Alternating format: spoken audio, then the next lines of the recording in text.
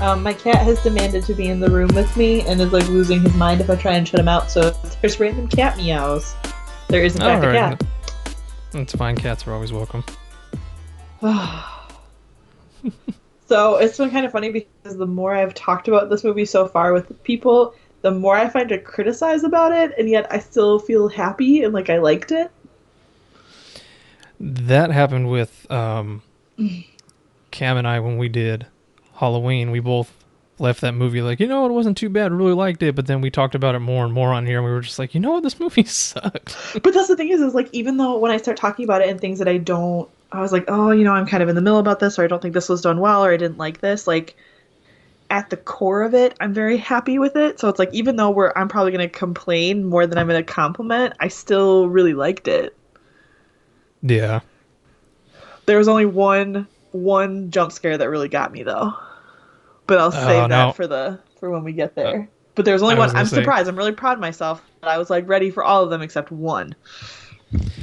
See, there was one that I knew it was coming, and it still got me. I'm gonna assume just because it was really loud. Like I knew it was coming, I was prepared for it, and then I was like, shit, I still jumped. So yeah, I'm really gonna be curious to hear which one it is for you. Okay, so I All also right, just so if we're gonna really start this, we need to do a spoiler warning. This oh is yeah, full on spoilerific, every detail, everything.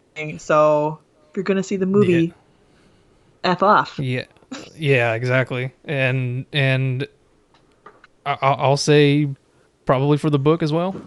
Yeah, that's a good point because we'll be making comparisons and talking about that stuff too.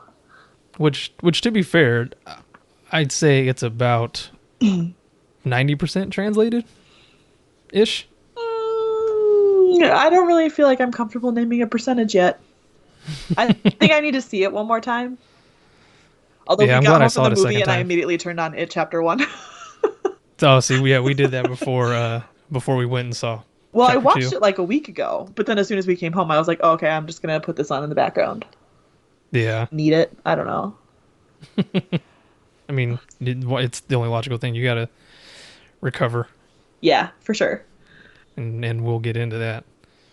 Okay, so let's start with the adult cast and how we feel about that.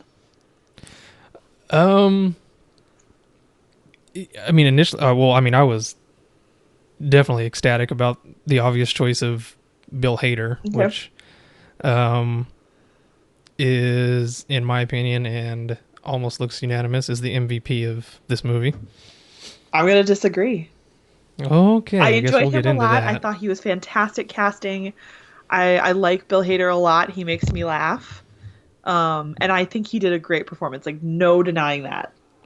But in my Yeah. opinion, the best casting was James Ransone as adult Eddie. Oh yeah, that Like was that their was their definitely. mannerisms and the way they Yeah. talked and like the oh my god, his character was so funny. Like there was this weird like super awkward humor that came out of his character. Like my husband is not a horror movie person, but he did go with me, and then his friend was with us for the weekend and he went too, and like those two were just cracking up about Eddie. Like everything that guy did, they were laughing. Yeah. And I've never seen him before in anything, so I haven't either. And he was just so his delivery was like I'm like, is he a bad actor? Or is this an intentional choice? And then the farther we got along, the more it was an intentional choice, and like I could see like he was really Eddie of the book to me. yeah. Like not just like he was a good like visual of young Eddie to adult Eddie, but like how I felt that character as an adult in the book was so perfect. I even thought he did look a lot like Oh, I think so too. But Jack Dylan Grazer. Yeah. yeah, yeah, there's definite similarities. Another good surprise for me was Isaiah Mustafa as Mike. I feel like they definitely underplayed Mike in chapter one and in this one, but with what he was given, I was surprised. He did a really good job. Yeah, I think he did too. I know, I'm not sure that I liked how crazy they made him seem because I don't think Mike Hanlon of even the old miniseries or the book was ever crazy, like or unhinged. He was Yeah. just sad and desperate, you Yeah, know? that's true. Um, Hmm. the other thing was is I feel like a lot of the changes that were made to Mike's story and character, and I don't think this was conscious, but there's a little bit of like racism going on here. Um, Oh yeah. because if you remember in the book, like the two people with the most stable family lives were Richie and Mike. What was the purpose Mm, that was genuinely served in taking away Mike's backstory of his dad being the one who gets him interested in dairy history? Like, why did that have to be Ben's story? Why does he suddenly have to have like druggy parents who died in a fire, which one takes away the whole black spot mythology, which was really disappointing, but then also be with yeah. this like violent, unloving family background? And then, I mean, I think they wanted to make him almost seem like he was, also a user, and like that really bothered me. I feel like not only did they, we didn't see any of Mike, searching for an artifact or reliving that summer, even though he does remember, like we don't get to see him do anything. I mean, it's almost like having it, Stephen King gets a lot of crap for doing um like the black person, not spirit guide, what's the term that they use? Like the magical black person who guides people on the journey or whatever. Oh And they totally turned a yeah. character who wasn't that into that. So I think Mike, great casting, most disappointing translation from book to screen. Yeah, like I said, even in the first one, they gave him Nothing. nothing to do. And Chosen Jacobs is amazing. There's other stuff that I've Yeah. seen him in that I have really enjoyed him. Um, Oh wow. and it was so disappointing because like I think the first thing I saw him in was It, and then I saw him in other things, and I was like, oh my gosh, like they just wasted this kid. It was really It, disappointing. I don't think I've seen him in anything else, but I may have. Um, I love procedural cop shows, Hmm. and he's a minor character on Hawaii Five O. But the Oh wow. storylines he gets to play are just fantastic, and I've enjoyed them a lot. Hmm. He's got some good zingers as his character. He's one of the other detective's sons who dates one of the other detective's daughters, and that relationship is just shenanigans and hilarious. Uh, So he's also got pretty good comic timing, and you never get to see it. yeah, and apparently he's a singer as well. He has music up on Really? Spotify. On Spotify, yeah. Oh, I'm gonna check that out. Yeah. Let's all go So listen to another. Chosen Jacobs on Spotify. I know, right? Yeah. How do you feel about Jay Uh, Ryan? Again, he was someone else I had never heard of and haven't seen him in anything. Do you think he was And too good looking to be adult Ben? Because that's one of the complaints I've seen from a lot of, particularly from other male podcasters, is like, he's too good looking. He's too good looking. I'm like, really? I think initially when I didn't see anything from the movie, I just saw him as himself. I kind of thought that I was like, oh wow, like they're kind of leaning pretty hard on the whole him losing weight and being better looking as he got older, but um seeing him in the movie and he actually like his facial structure almost looks a lot like Right? The Jeremy Ray dimples, the Taylor. shape of their eyes, all the way. Even just certain expressions he does, you're just kind of like, holy shit, he does just look Yeah. like Jeremy Ray Taylor a little bit. So Yeah. I mean, it does happen, kids, and it's not like that. Just because that little kid is kind of heavy doesn't mean like he's not a good looking kid or anything. It's Right? just he's just heavy is all. So who knows what's underneath those layers? Yeah.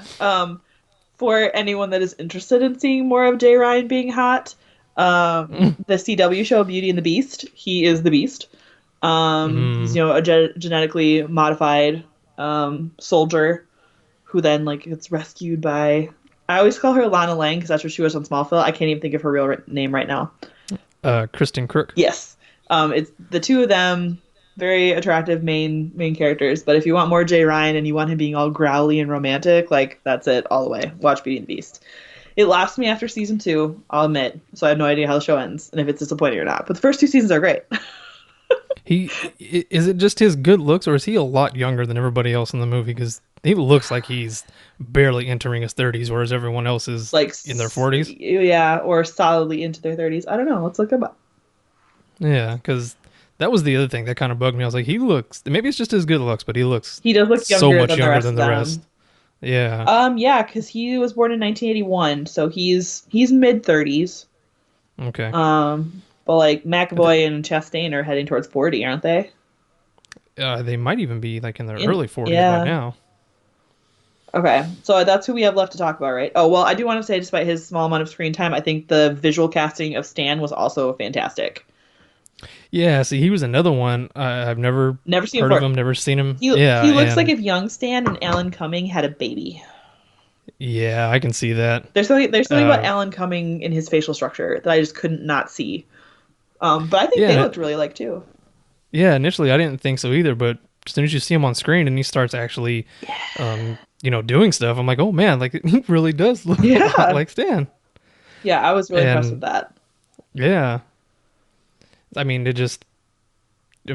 we all knew if you've read the book or seen the miniseries, you knew full well you weren't going to get but one scene with him. So, Yeah. which there's Uh, another scene, but we'll get into that later. and how he remembers right away was just devastating. Yeah. I Oh, I started to know. He tear was. up a little bit when that happened. He goes, is it, he remembers more as soon as he realizes who Mike Hanlon is. And I was like, oh, Stan. Which it's funny because Yeah. when I read the book, Stan makes me angry. But when I saw it in the movie and how he chose to deliver it, it just made me sad. Yeah, because he was the only one that was, other than, I mean, Bev Dev, got caught yeah. in the deadlights, but, she was aware of it on some level, but Stan was full and aware when that painting lady was biting onto his face. Yeah. Oh, Yeah. she's of the losers' fears in the first movie. She's definitely the one that scares me the most. I think Stephen King said that was the one that scared him the most, and he was upset he didn't Think of think it. of it. Fair enough. Which the first watch I saw of it, the first viewing, I was, because it was new, I wasn't sure that I liked it or not. But then I went and saw it a second time, and I was like, you know what, that's actually pretty damn It's creepy. just really creepy. Um. Okay, so that leaves us with Chastain Uh, and McAvoy. Chastain was well, okay. yeah, I agree with. I've heard other reviewers on podcasts and stuff talk about how they didn't give her character enough to do, and I totally agree with that. She wasn't, the adult version of her wasn't the strong and just courageous character that she was in the first one. I mean, she is strong and courageous in this, but it, very seldomly, Yeah, like and I don't you think they don't. gave the Bev character a lot of work with, but I also feel like she looked the least like the younger version. Yeah, And I feel like there was more of a disconnect between those two, which was sad because I think Jessica Chastain as a person is awesome, but like I was like, I don't know. I I, wasn't as excited as I wanted to be. I was excited when she got I, cast, but watching her do it, I wasn't as excited as I wanted to be. yeah, I got a little ruined for a little bit there because just before she was even officially cast, that was everyone's top choice. And as first time I heard it, I was like, oh, that's actually pretty good. That's, I don't have a problem with her. But then it was just nonstop lobbying to the point where I was like, okay, I don't even think I want her to do it anymore because I just keep hearing about it nonstop. And then it finally happened, and I kept hearing about it still. But nonetheless, her performance aside was still really good Yeah, for what she was given. yeah, I would agree with that. Um, I I was disappointed that they didn't do anything with her and Tom other than the one scene, and that was it. yeah, because it makes it feel anticlimactic. Like she just leaves, and it's not like he comes after her, acts like a psycho, or Pennywise doesn't use and abuse him. Like, no, it's just done. Yeah. I gotta say, McAvoy was probably the most disappointing. I was just texting with a friend, and he was like, "Sup, Ben?" He was like, "They made him Adult Bill so boring," and I'm like, "Yeah, that's the way to describe it." Like, one, McAvoy is just, as much as I love him, like, just not the visual I have for Adult Bill. I don't even know who I would cast instead, though. That's the hard part. Like, I don't know. Like, he just doesn't. They always talk in the book about Bill being this leader, and they all love and trust Bill, and Bill was sort of imbued with this authority. And just that does not translate to McAvoy's Bill Denbrough. And yeah, and they didn't even make him much of a leader as an adult. He was more so just he was kind of like a lone wolf. He was there like he's there kind of like, yeah, I'll help you guys, but I'm more so here to help myself, kind of thing. And that was one of the pieces that felt the most disloyal to the book to me is when the losers were all like, screw this, and they all ran away. And then, Mike tries to convince Bill, which is fair because I was like, okay, maybe they're trying to have Bill be that leader who brings everybody together and believes in how they have to be together to do this because that was the core of Bill in the first movie, too, of like, he knew they all had to be together. I don't think even after what happened in the fun house that real Bill Denbrough would ever have gone and faced Pennywise alone. He Yeah, I never don't would think have done so. that. Like that never would have happened. Because what he learned when he tried to do it as a kid is that nope, the losers are with you. We do this together. Like, oh, that irritated me. Like it wasn't heroic. It wasn't like, oh no, he got this kid and now I have to go off. Like, no, it was BS. Like that's how it felt. Yeah, I don't think he had any hesitation really in the book, right? It was always we kind of knew this day was coming. Now we're gonna go do it. Yeah, and I feel like that kind of bummed me out that they did that with the losers. Like none of them wanted to hold to their promise. None of them felt like the loyalty to each other as soon as they remembered each other. Like they did, but they didn't. Like there was no waffling in the book. Yeah, They were and like, they didn't "Crap, even. we didn't finish what we started. We have to finish it now." Yeah, and I understand, if they were to give him some apprehensiveness, but not just straight up, oh, Pennywise is back, and then they're just instantly like, oh, we're gone. Yeah, I would understand them being a little scared and, like I said, apprehensive, but they were just straight up threw their hands up and were like, nope, we're out of here. yeah, yeah. That was disappointing. And I do agree that not that I thought McAvoy's acting was fine. Just the treatment of Bill, like we said, wasn't the best. But also, I think they should have gone for someone not as well known as McAvoy, because it almost kind of takes you out of it a little bit to know, like, oh, Professor X is going to save the day, kind of thing. Yeah, like there's already just too much cultural imprint on him for that to really work. I mean, and because and even like it's the same thing with the kids. Like casting unknowns was a good thing because even with some people had that apprehension with Finn Wolfhard was if you like Stranger yeah, Things, like he's Mike from Stranger Things, but I feel like there was such a difference between Mike and Richie that it was okay. But like hmm McAvoy being like this semi-conflicted hero is not a stretch from things he's done in a well-known way before. yeah. And like I said, it didn't take anything away from his performance. He did fine. It was just, yeah, just their treatment of Bill wasn't is definitely not what it should have been. That's for sure. And what really took me out though is when Mike drugs him, the voice, the way his and this thing is his American accent versus his real voice is higher pitched. And so there was Mm. ways that he was talking, especially when he was being drugged by Mike, that reminded me of the little boy character from Split. I think his name was Oh, Kevin. okay. And so hmm like I heard like there was something about the way he said something where I was like, this sounds like Kevin from Split, and it just totally lost me in the moment of being like, oh my god, Mike drugged him. Like no, like Kevin from Split, like I'm gonna get in trouble. Like it was, like it took me out for a minute. I was like, damn it. And during my first viewing, I actually missed that whole scene and most of the clubhouse scene because we got to the movie a little late and it hadn't started yet, but we were waiting in line for concessions and all that. It was supposed to start at 5 and it was about to hit 5:15 and we hadn't even gotten to our seats yet, and there was still like 5 people in front of me, and I said nope, bailing out. And we got our seats, and then they played one trailer and the movie started, so we got there perfectly. But right when they got to the library, I was like, okay, now I'm gonna run back because something big happened. And then again, it took forever at the concession stands, and I got back, and it was the ending of the clubhouse scene. And I asked Victoria, I was like, "What did I miss?" And she was like, "Oh, they found the clubhouse, and it's been showing them as kids." And then I went and saw it the second time. And I was like, "You didn't tell me about Mike drugging Bill and that whole thing. Like I missed all of that." Also, I have to say there was a moment where I laughed when no one else did, and I realized how weird I am for this, but one thing that will always make me laugh, like a GIF, a video, whatever, is when someone falls when they're not expecting to, like Mm. through a hole. So when Oh. Ben fell through the opening into the clubhouse, like I laughed so hard and like no one else is laughing. no one else is reacting, and I'm like, hold it together, Ashley. And then you know how like when you try not to laugh, that just makes it worse, and then suddenly you're crying. Yeah. I got real Yeah. close. I got really close there. Which is why like my favorite cold opening of The Office is parkour, because when Andy jumps from the roof and falls into that Oh. refrigerator box, that is my favorite thing, because he's just not Uh, expecting to fall, and he just goes poof. And I'm like, like I just love it. yeah. I love it. So I laughed really hard Speak there. Speaking of that that drugging scene, did you notice the name of the root that they were using? No. I can't remember the first part of it. The first part of it was just, I don't know if it was a made up word or not, but they tried to make it sound Native American. But the second part of it was Maturin root.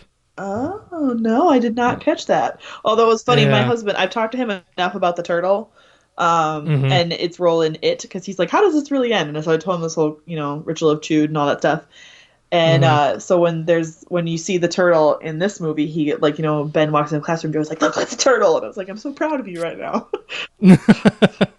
Yeah, I knew, in the first one when they Did the were all Lego swimming turtle. and Yeah. and oh, and the Lego turtle, and then when I saw them in the classroom, I was like, okay, they're either hinting at we're gonna see the full on cosmic battle, or they're just like, we'll just give you these little things to please you, but because we're not gonna do the whole thing, which that is a really weird part in the book. It's really cool, but it is very strange, and I have no idea how they would have filmed it. Yeah. Okay. So, shot casting. Let's start going through, at least the best I can remember, the order things happen in. Are you aware of the controversy about the Adrian Mellon scene? I know it was either King or the writing both drew from a real life incident like that. No.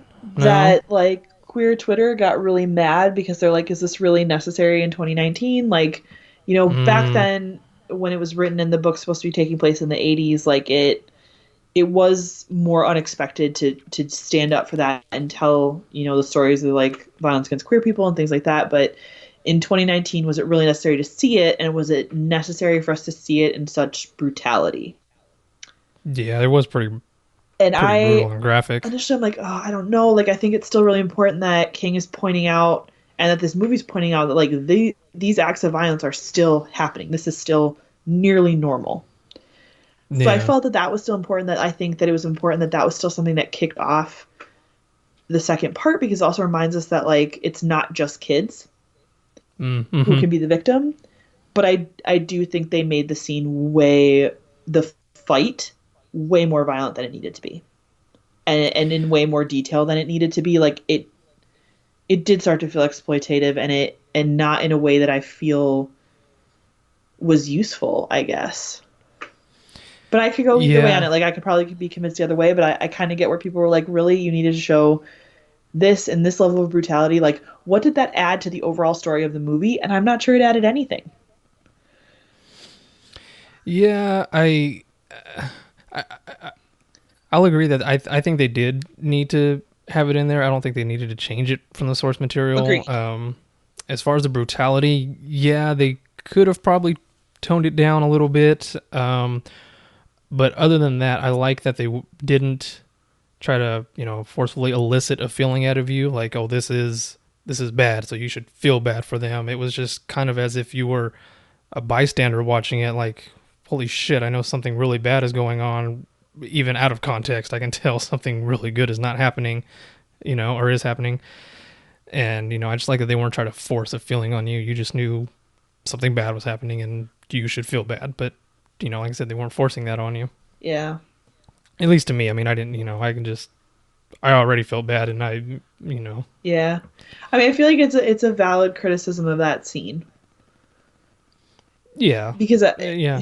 I don't know. I have a lot of complicated feelings about it. Like I think that was still the right way to open the story.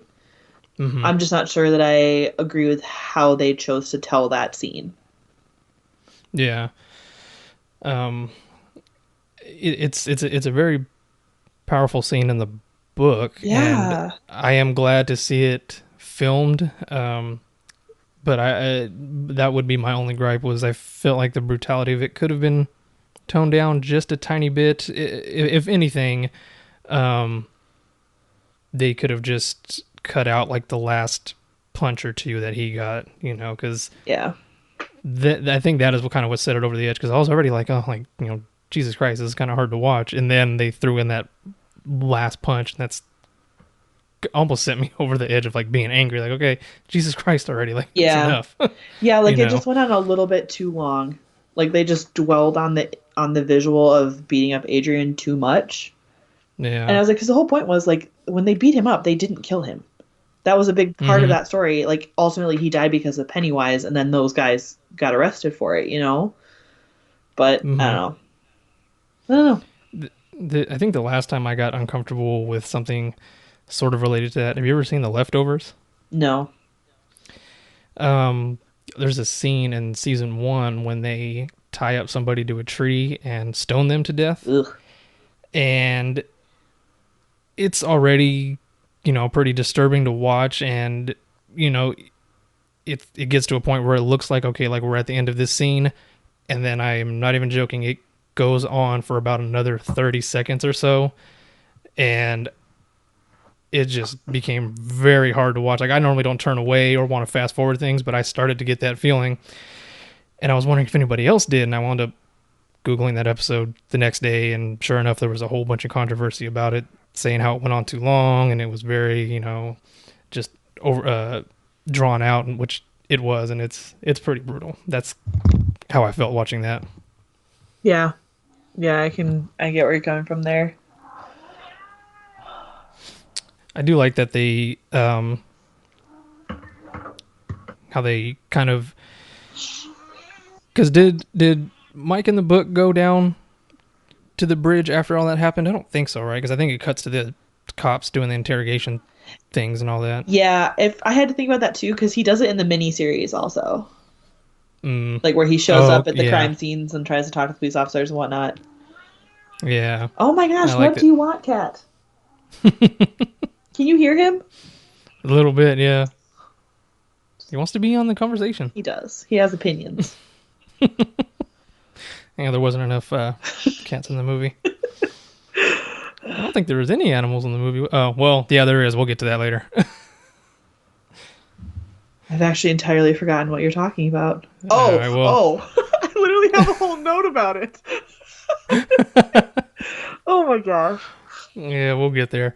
You're fine. Um, yeah, and then I thought that was a very solid opening. I don't even necessarily think though the opening of the movie needed the quick 30-second flashback to the first movie. No, I don't think so either. Like if you It saw this movie without seeing the first one, like you just like I think it only serves to yeah, confuse you. yeah. If anything, it could have just faded into them already sitting in the circle. I don't think it needed to open with that shot of Bev and then the effects around her and all that. Like I don't know, just Yeah, it was weird. it kind of seemed like they were like, all right, let's get you right into this movie with this crazy shot, but now we're gonna be subdued for the next 5 minutes and nothing's gonna happen really. Yeah. How about let's skip to the next big part, the Jade of Hmm. the Orient. Yeah, that was I thought it was really good. I was it really was it was really good. I feel a butt coming. But there it's going to be a big gripe for the whole rest of the movie was it started to be getting overdone with the CGI and whatnot. Yeah, once there were the heads in the fish tank, I was like, okay. Yeah. And then even just the things coming out of the fortune cookies to me But was that was true to the book though. no, yeah, I know that, just it it at one point got from being actually frightening and scary to just it turned into a To joke chaos. for like this for like the second half of it, to the point where it wasn't as scary anymore as it started out to be. um but I mean, other than that, like yeah, they that's always been a fan favorite scene, and I felt like they did nail it pretty well. Yeah, I think it did enough to show like how bonded they still are because that was where there was so much good humor and you got to see the adults playing off each other like we saw the kids. So I think that Hmm. was really important to establish like the losers still love each other and that their connection is still there. And then also it has to Yeah, like scare them so much that Pennywise is so aware that they're there and there's really not an escape. yeah, they were there for less than 2 hours, and already they were having a bad experience with Pennywise, or just an experience with Pennywise. Yeah, and I was like, okay, is this kid a real thing? Is it not a real thing? Like the end of that was pretty good. Like, oh, do you want a picture? Oh yeah, Oh, that was it's funny good. too because I knew that was gonna go into the kid being a fan, and I knew that's where that was heading. I was like, that kid's probably too little to watch Richie Tozier though. Like, Uh, yeah, there no was kidding. bad parenting well before the losers came back to town. Yeah, especially since the first time you meet Richie at one of his stand-ups, he opens with a masturbation joke. Right? So already it's like, why are you letting your however old that kid is 10-year-old watch this? Yeah. Yep. There was I, some questionable parenting for there for sure. I yeah, I do like when they first see Richie, when it's Bev and Ben hugging, and whatever his line was about, like, oh man, you guys are beautiful. The fuck To happened to me. me? Yeah, that was a really good one. I did And enjoy then that and then he one. points to him like Richie, like you didn't already know. Uh, yeah, that was pretty great. and then I and then I think what came after that was, it might, I don't know if it's my favorite scene, but it's definitely my favorite moment with Pennywise, and it's with the little girl underneath the bleachers. That was intense. And I still need to try to do some research to find it, but I read an article saying that um, when King was sent the script, he read it and said he loved it, but he wanted to add one wholly original scene to the movie, and that article did not say what scene it was. I'm assuming because the movie wasn't out yet. Um, and I still haven't been able to find out what scene it was, but I can't think of any other scene in the movie that was completely original and not in any way from the book. And it has to be this one, but I'm not sure. Yeah, I could see that. I do like that it's kind of a Georgie's death scene 2.0, kind of, in a way. Yeah. You know, Yeah, being kind of entranced by this thing that you're already interested in. yeah, and and it's so messed up that he plays on her, not even her fears, just her being uncomfortable about being teased because of the birthmark on her face and all that, and Hmm. saying people call me ugly too, which really pissed me off because that was not hideous on her face at all Hmm. whatsoever. But maybe it's just because that's just how my mind works. Like, I don't, Hmm. that kind of stuff doesn't bother me. But Well, when we like, first saw it at the carnival, we thought it was just like face paint of something. So I mm, didn't even realize that it was anything until we saw her the second time. But I mean, that's the thing. yeah, He definitely played on an insecurity, but I feel like he did that with Georgie too, though. Like I don't think it's just people's fears. It's like, oh well, your brother didn't want to come play with you. Like that was yeah, definitely that's there true too. too. And I thought it was definitely one of the best scary parts of the movie, other than it ending in an obvious jump scene. Like, you kind of knew that was going to Oh happen. yeah, definitely knew that one was coming. It was funny because on my second uh, viewing of it, when she first tells Pennywise, like, you're not my friend, you're scary, and starts walking away, some lady like 4 rows behind me just goes, run, run, girl. Uh, And then I think when Pennywise jumped out and got her, which I'm surprised that they actually went through with it, um, that they had no problem killing a kid in this movie, which they Plenty of do times. twice. Yeah, we'll get to that later. Yeah, we talked about that too. Of Um, like in the first movie, I think we see maybe two kids die on screen. And this one, I think we hmm see three. Or wait, I think we still only Yeah, see two, but it's just more brutal. yeah, it's a lot more brutal and graphic, that's for sure. Yeah. But No, that that lady, in when that he moment jumped, when I'm watching that part, I was like, man, I'm gonna tell Veronica, like, if somebody's trying to make you feel sorry for them, that's a sign you need to run the fuck away. yeah, Like, do exactly. not ever let anybody try to make you do something you don't want to do by making you feel sorry for them. That's Especially if they're bullshit. underneath a bleachers. Yeah. Yeah, when he jumped out and grabbed her, that lady behind me screamed so loud. Like I said, there's only one moment where I jumped, and that was not it. Yeah, like I said, I'm really curious to know which one that was. You're gonna laugh. It's a good one. Oh man. Um. All right. What was the next big scene after that one? I think it might be. I think it might be when they meet up at the clubhouse and it starts going back to them being kids. Which, Yeah, in fact, at um, that point they've been told to find their artifact. yeah. Which did they did they have to do that in the book? I know they did the walking tours, obviously, but No, I they don't did think that more they had to go for find. memories, but they didn't have to find objects. I was actually Yeah. okay, so let's talk about their artifacts. Okay. I am so mad about what Bill's artifact is. Do you know why? Why? Because in the book it talks about that whole thing about how, and this is when the book passes out Oh. of this story. And I was like, son of a bitch.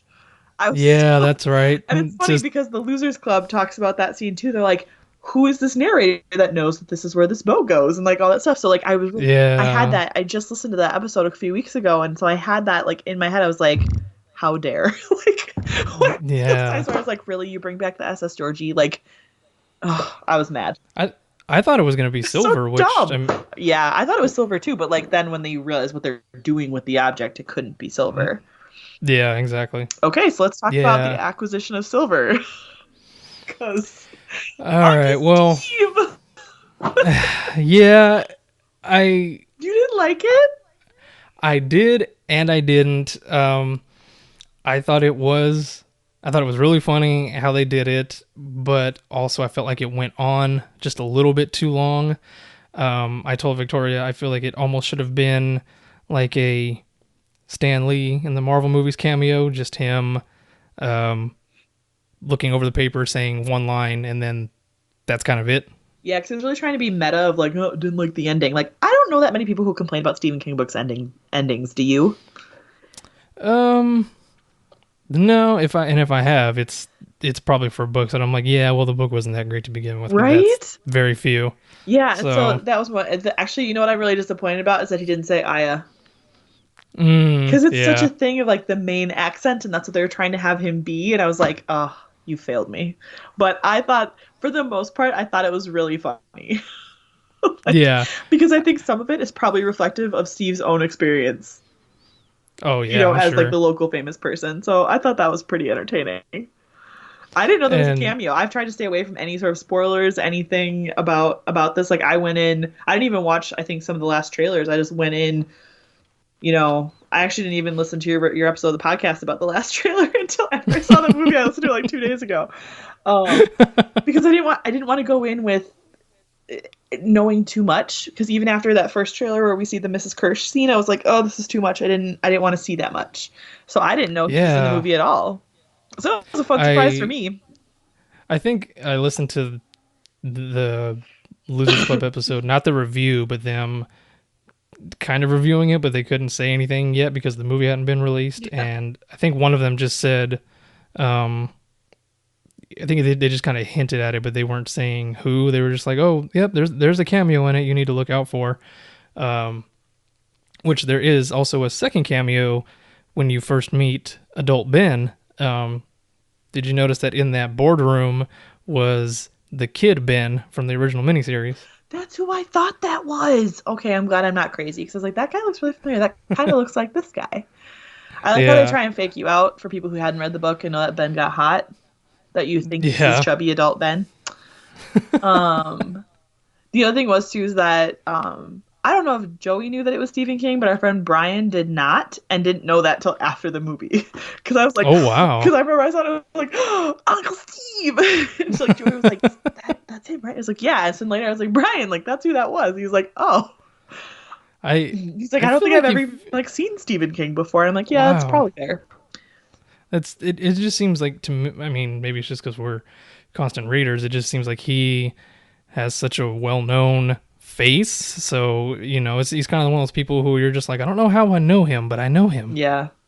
It's still only his second best cameo though. Next to Pet Cemetery, No. or he. Oh, you're talking Next about. to Maximum Overdrive. Because the Oh, ATM, so he's like, the ATM is swearing at me. Like it's really, oh it's yeah. so silly. I enjoy it a lot. Like one, I really love that movie, but two, I know King hates it, but it's a Mm, really funny cameo. yeah. I think actually Tabby's in that movie with him too. In Maximum Overdrive? Yeah, I think it's the two of them are the cameo. I'll have to look Oh into man. that later. I don't think I've seen that since I was a preteen, so Yeah, nope. I saw that young and got hooked. yeah, my brother had the DVD of it and I probably saw it for the first time when I was 11 or 12, so coming up on 20 years ago, which I hate to admit.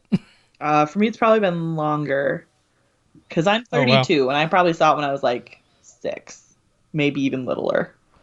Oh man. So yeah, it was on like late night on like TNT or something, and I just Oh couldn't stop. okay. It scared me, but I could not stop watching it. Yeah. Well, since we're on we're talking about Silver and Bill going on his walking tour. I guess we can talk about the rest of the walking tours.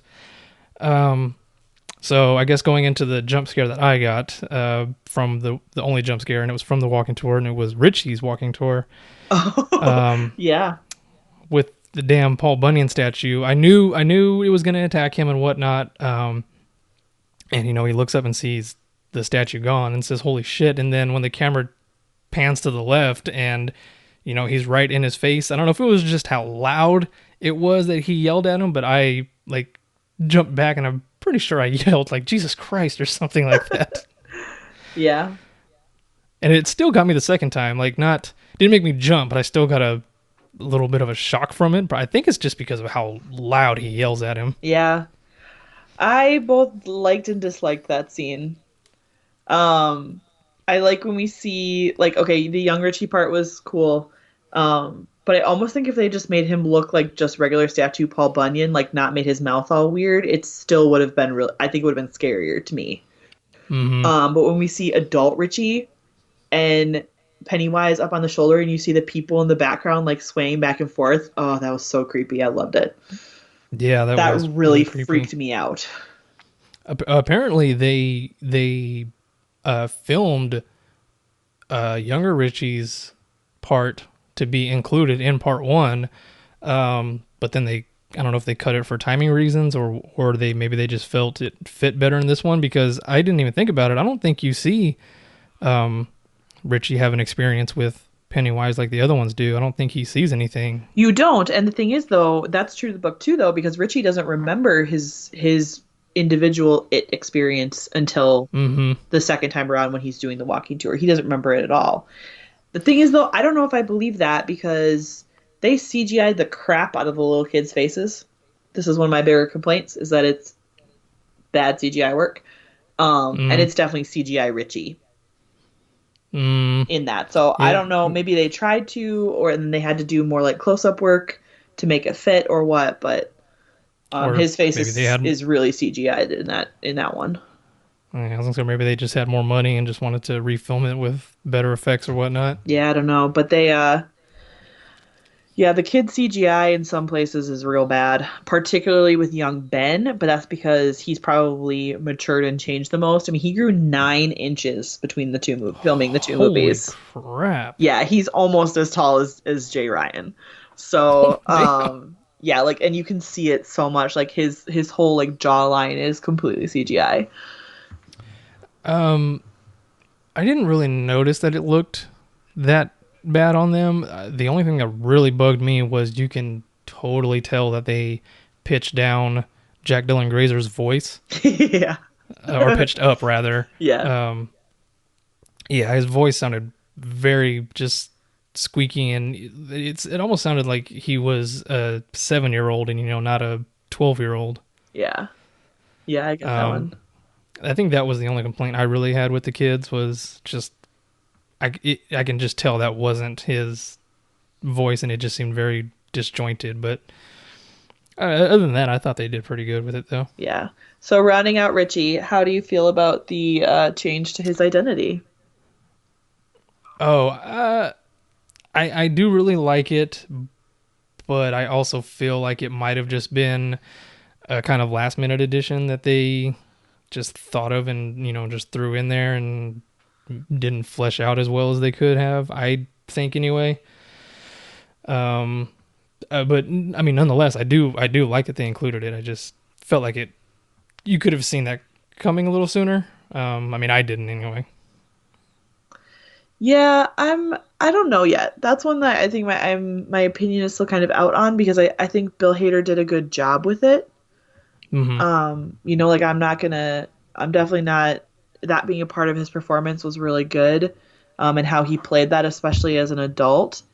But there's part of it where some of it somehow I feel like adding that was kind of an apology because they use like the F word and calling people queer and things like that as an insult so much in the book that I feel like somehow it was like a trying to dial back that language that was accurate for its Mm, time. I don't know. It did feel a little bit like I feel like it was performed well, but it felt forced into the story. yeah, definitely. And I was wondering what Pennywise was taunting him with, saying, "I know your dirty little secret." You didn't figure it out by then? I didn't.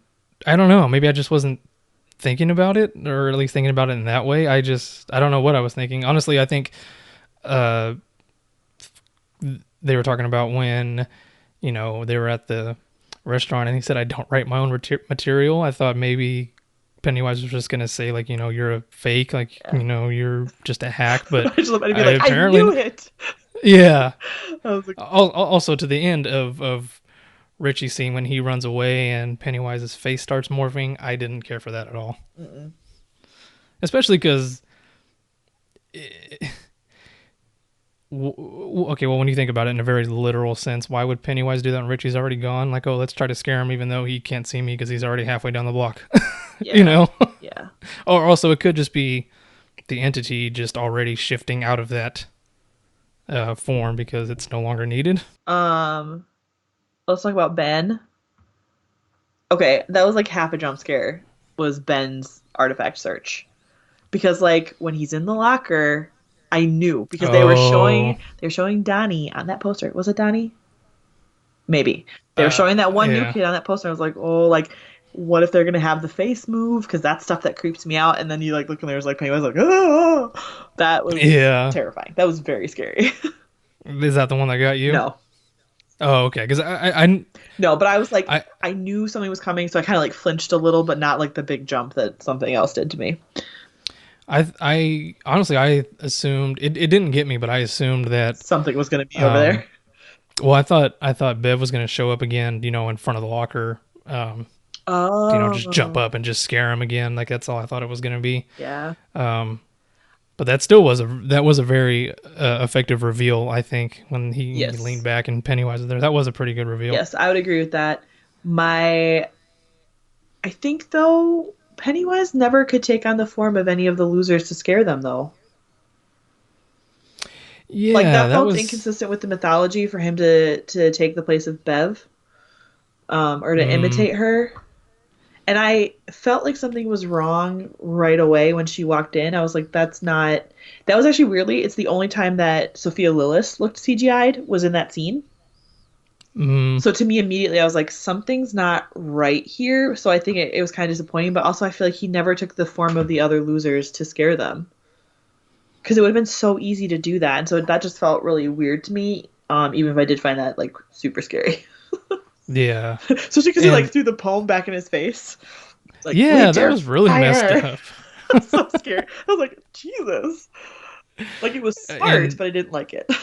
yeah, and there's something that I didn't think of that somebody else pointed out. That was supposed to be when they were all split up in the middle of summer. Why has Ben in school?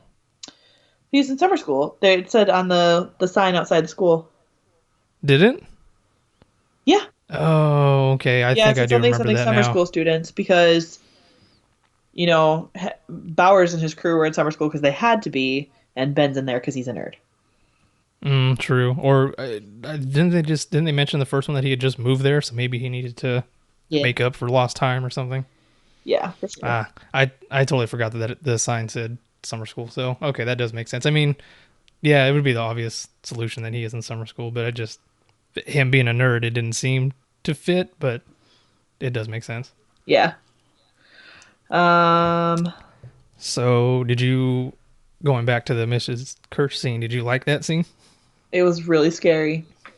It did. It wasn't as scary watching it in the movie theater because I kind of like knew what was coming, like the creepy little like lady, like the weird movement stuff. Yeah. Which some people in my theater laughed at every time that happened because there were a couple scenes where it was like that weird like little walk because it wasn't really like that like stiff walk crawl thing that you see in other movies. It was sort of this weird little like jig. And so a Yeah. lot of people in my theater laughed every time that would happen because it happened more than just with Mrs. Kirsch. Um, Yeah. I did get a nice little jolt when she came running at her and it revealed what yeah, I was like, the form was whoa, that because he you hear took. like Yeah. thump, thump, thump, and I was like, what is happening right now? And then I was like, whoa. I just assumed it was going to be naked her running at her, or, I thought it was maybe gonna it be just. Pennywise. I thought it was gonna be giant Pennywise. Okay. Um, that was very cool in Bev's scene though, where you see like Pennywise as um oh what Bob Gray, Oh, and you see yeah. him like cut down his face with his fingernails. I was like, that is cool. That That was was a cool. very good. Yeah. That was a very good scene. I like that they, even though you somewhat saw that in the trailer, it still wasn't ruined for you when you watch the movie No, because I agree. um, when he's in the trailer, when he's running his hands down his face, he's not. They don't show the blood. It kind of cuts to black, and then when it fades back, his face is already cut, so we don't Pennywise. know. Yeah. Yeah, and so you don't know how it happened, and so that's good that they hit it. And I like how he was kind of taunting her and angrily putting on his makeup the whole time he's talking to her. Yeah. That was definitely a Pennywise highlight, and it wasn't even Pennywise the clown yet. Yeah. That was definitely intense. um, I will say though, I think my least favorite of them, even though some of the parts of the scene were good, was Eddie's walking tour. Um, I thought I think everything leading up to him going down to the basement and finding his mom, pretty much everything up to him finding his mom, I felt was very good. And then just, I don't know, I didn't like that whole scene with his mom and the leper. Yeah. Yeah, especially because I feel like that wasn't the mom convinced him that all of these things are gonna kill you. So like having Hmm. her be the victim of it, especially because he at that point already knows his mom is full of it, Yeah, exactly. was really frustrating. I I mean, don't it know, is like very, it was very gross. I don't and know. The him when he's little trying to unbuckle her bugged me. Him older facing the leper was kind of fun. Like yeah, I did kind of like that. And then, as soon as you're he, like, oh, he's gonna win, he's gonna beat him, and then bleh. Like, it was so I funny. don't know if I liked that musical cue though. I don't know what that was about. That was very strange. Yes, it That was. 80s song playing as he's being thrown up on, and then it just immediately cuts away 3 seconds later. I don't know what Yes. that was about. Which now might be the time to throw out one of my bigger complaints. The score was so distracting in this one. Did you notice that at Yeah, all? Like, it. it was so much more. I don't know. I just felt very loud. Like every once in a while. So one of the best things that ever happened to me in a movie. My friend Kayla and I went to go see Fright Night, and something was coming, and she Mm, just leans over to me very quietly and goes, "The orchestra knows something," and I lost it. Like I don't even know what happened the next like 5 minutes of that movie. Um, And so that is the feeling that I had with the score in this movie is that suddenly it would just be like it was these moments that should have been almost lighthearted. So like there's one moment where you see the group like walk it's like I think when they're walking into the Barrens, it's like all five of them just like trekking through grass. But the music playing is like really like sad or like minor chords like kind of intense and sad. And I'm like, this is not what should be mm, playing in this moment. Like they overscored it and they played the score too loud because there's even moments in Neibolt Street where I was like, why is this the score that they're playing right now? Like it's too much. Like I almost would rather have had silence and sound effect than a score there. Because I don't remember that from the first one. I mean, I'm gonna have to watch and pay attention differently. Like, there's definitely scoring, especially in like the intro and the stuff with Georgie and like other moments, but they just overscored this movie. yeah, it was definitely a lot more subtle and yet effective in the first one. And yeah, this one, the score is almost nonstop. There's almost no There's no dead air. moments of silence. Yeah, there's Yeah. almost no moments of silence, and One thing I heard, what I do agree with, is a lot of it they said belongs more at home in a like a Christopher Nolan movie, like in The Dark Knight or Inception, because there's so many like Hans Zimmer esque, stabs and huge swells, and I get they were going for a blockbuster feel with this movie, but But you know, silence you, is so you important to horror films.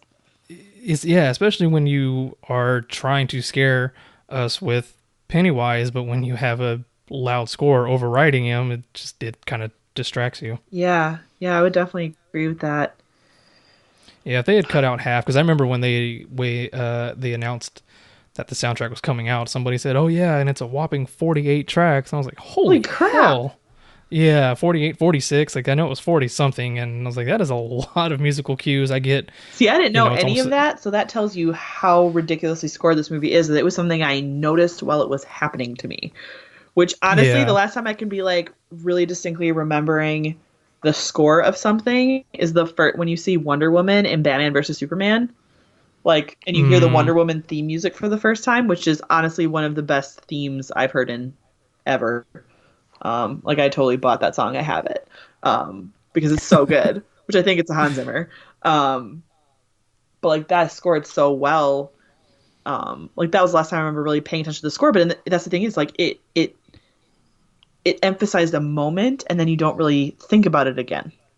mm-hmm, Like the score is meant to highlight or emphasize something, not be its own performance. yeah, Or like because if the scoring doesn't feel right to what's happening on the screen, and I think that happens sometimes here. yeah, because I think a really good example of how they did it in the first one is when Eddie's walking home and encounters the leper. It's a silent scene, other than normal ambient sounds, and Eddie he's whistling or something like that, um, and I don't think there's any music that happens up until the reveal of the leper, and then it comes in. But even then, it's still um, not overdone, but it does have those occasional stabs because it's when he's chasing him. So I mean, you kind of need that to Yeah. pump it up a little bit. But then as soon as he sees Pennywise, it dies down into like I'll just call it like the Pennywise theme, and there's just those like two strings playing, and that's it. It's not Hmm. a 48 piece orchestra going like it is in pretty much every other scene of the movie. Yeah. Yeah. So Just too yeah, much. yeah, I'll agree with you. It was way overdone, but you know, who is left for walking towards? I think that's it. I think that's it too. I think we got through everybody. Um, Okay, so I guess I guess we can talk about somebody who we haven't talked about yet, which was I thought was a very good reveal. Is when you see Bowers for the first time. yeah, I liked the scene with the balloon and sort of this still like like innocence to him, like of Mm-hmm. him laughing about the balloon. Oh my god, the real Patrick Hockstetter. Oh my god. Oh yeah, I'm glad they brought him back, but I'm disappointed they didn't give him more to do because that was such great makeup work, It and you really only see him twice, and that's it. You do. And the thing is, like, they made him move differently than all of the other scares and things they did in the movie. Mm-hmm. And I think that was a really good choice. Like, that was very well done. Even though it's supposed to be Belch and I was whatever. gonna say I think it was supposed to be Belch in the book. Yeah. Yeah, although I had to explain to our friend why Patrick Hockstetter is so horrific and Mm, why it's like the worst section of the book. yeah, that's Like that's it's definitely. the part where like I would happily skip that on every reread because I don't need to read that. Um, but I I'll think that skip was all the way up until he opens up the fridge, and then I'll be good. yeah. How do you feel about how they changed the interaction between adult Bowers and losers? Because they basically Um, switched the order because yeah, Mike needed to be okay. yeah. I I I honestly assumed when Henry attacked Eddie. Well, first off, I thought that was a very effective scare when he pops out, and a Just very stabs him in the face.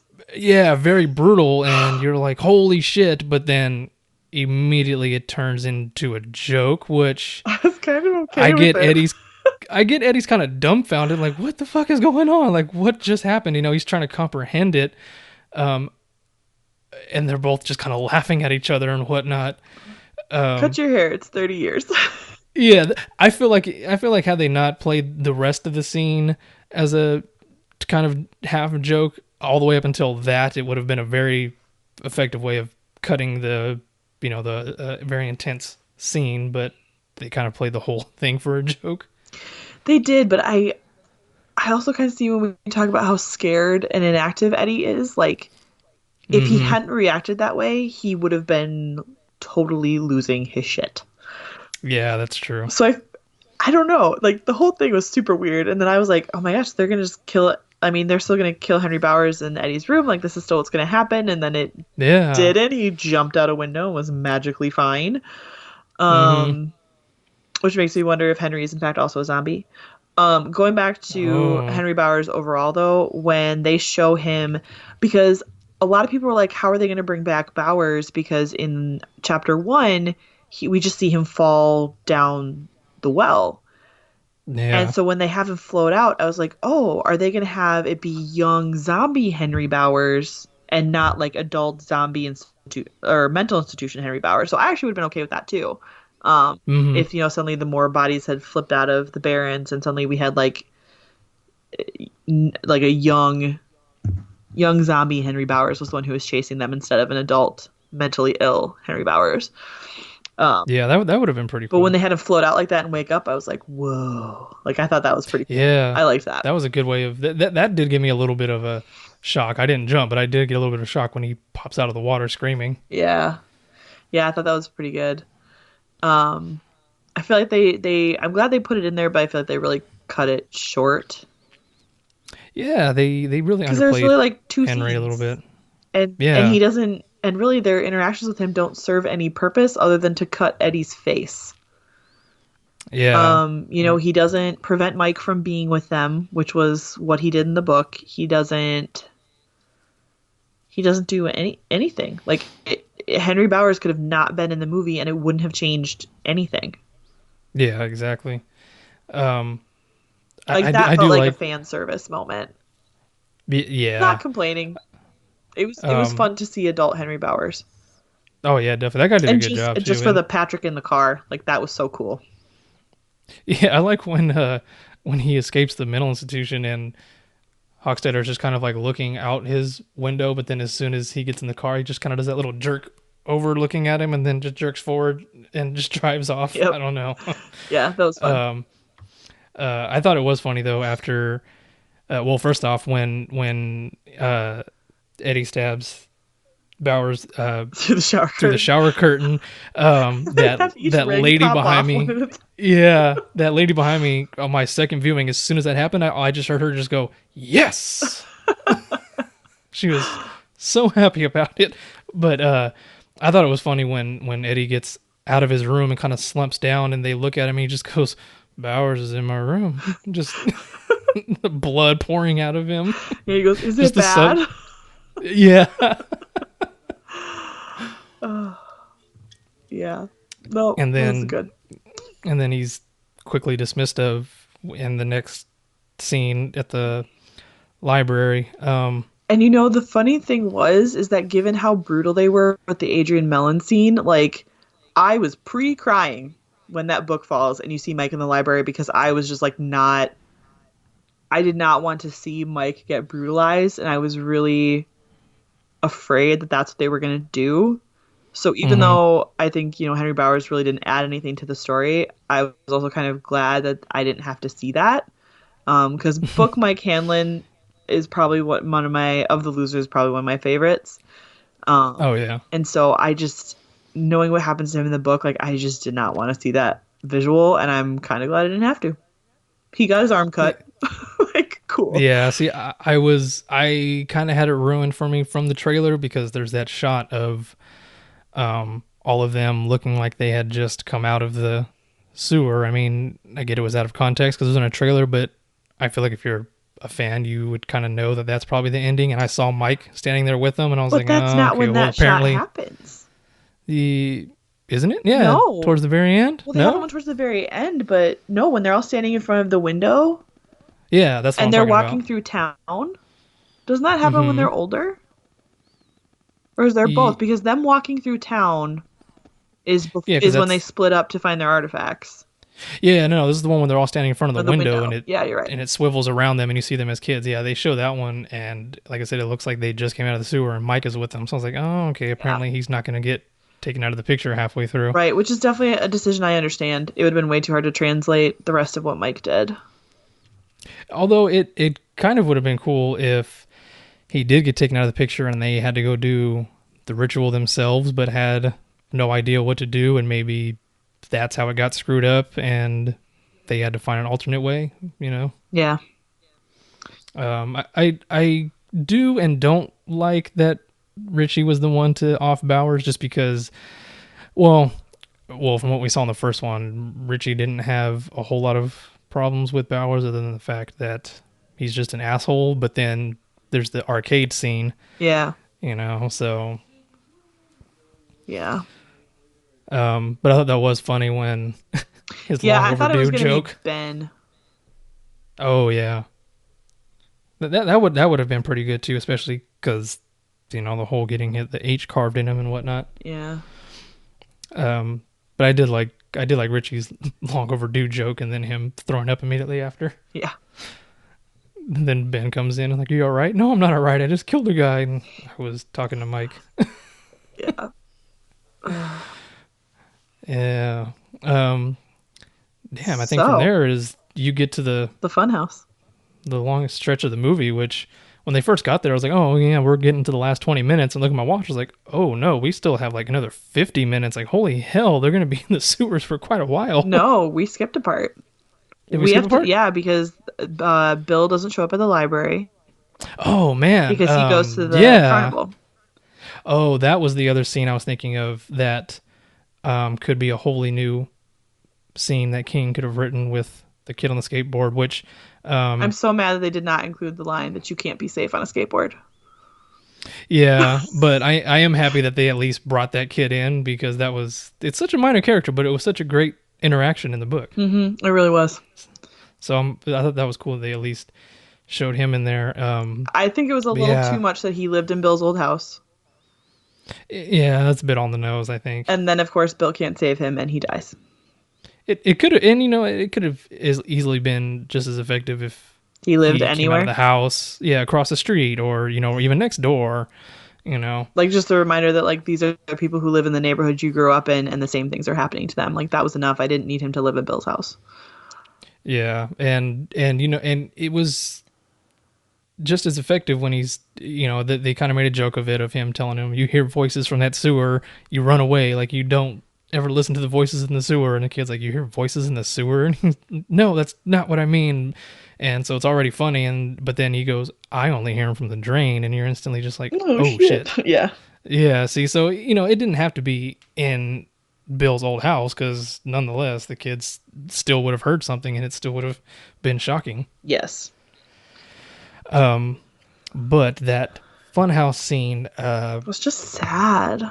it was sad, and the first time I watched it, upon first viewing, I didn't really like when Bill's trying to break the window, Pennywise is trying to break the window. They're both going out at the same time, because initially I felt it went on a little too long, and it started. I feel like I realized it watching the second time, like, oh, I think the reason why I didn't like it is because it was shooting my anxiety through the damn roof. Mm-hmm. And I thought about this during the first viewing, was they both kind of start hitting the windows at the same time, and at one point they sync up, like they're hitting, and to me it was almost like Pennywise screwing with Bill, like, Oh, yeah. I'm only hitting the window because you're hitting the window, like I'm kind of mimicking you, kind of thing, which would kind of cause Bill to blame himself even more, like that it was his fault. But they didn't really play on that, but I kind of felt like that's what it was, because there was that one moment when they synced up and they were hitting at the same time, and I think they even stopped at the same time. Yeah. And then just kid gets brutally taken out. Kid gets taken out of the picture for the second time in this movie. Yep. And I get that they thought they had to do that to get Bill to just be like, I couldn't save Georgie, I couldn't save this kid, like I have to go kill that fucking clown. Yeah. Although I do appreciate, so now we can go into the full confrontation, that they didn't have Bill go in and then the losers catch up and save him. Like they caught him before he even went in the house. They had that really good moment of the losers together before they went into the house where they unite again, because that's what was so important, was how their connection to each other. And I like that they, even if they weren't super overt about it, that they had that moment where they regrouped, they reconnected, and reminded Bill that they can't do this without each other. Yeah. And it was kind of nice that Bill was doing the whole um I'm gonna go do this. I don't care, that you guys aren't there or whatnot. And they knew where he was gonna be, and they showed up. And Bev was just kind of like, "Hey, we're not asking to help you. Like we're going to do this together," kind of thing. Yeah. Yeah, like we don't need your permission. Yeah. Um. So So let's talk I about some really stuff that liked. happens in the house. I was gonna say I really liked the whole everything that happened in the house. I thought that they did Stan's head in the fridge thing very well, So creepy. and that they didn't so as they actually didn't do his head in the fridge thing. He said like, "Oh hey, it's Stan," and then he does that little scream and the head falls out. So because even though it was supposed to be a scare in the miniseries, that talking head in the fridge Was just was cheesy. It was silly. anything but scary. So I'm glad that they did take a page from the book almost literally, but then it's Made like, it okay, we need to do this scary. in yeah, we need to do this in a scarier way. And Yeah, my note just says um that fucking Stan Spider. Was not a yeah, fan of I that. I instantly got the Thing vibes from that, Oh yeah. Yeah, it was and it's just gross and creepy because not only is it like a decayed head, it's then like a head that's like a spider crab creature. yeah, I feel like that was one part. As great as the effect was, and the CGI on that was actually really well done. Hmm. I feel like they could have went a little more old school with that and maybe have done it practical, because it's not. I Yep, feel like for the makeup department, it's not a hard thing to make some legs come out of a prosthetic head. true. I also feel like it went on like 30 seconds longer than it needed to. Like there was 30 seconds in the middle there where they're just like chasing around trying to pull it off. And like I know the point was to show like Eddie being a chicken, but you know what? Eddie wasn't a chicken. That was shitty to do to him.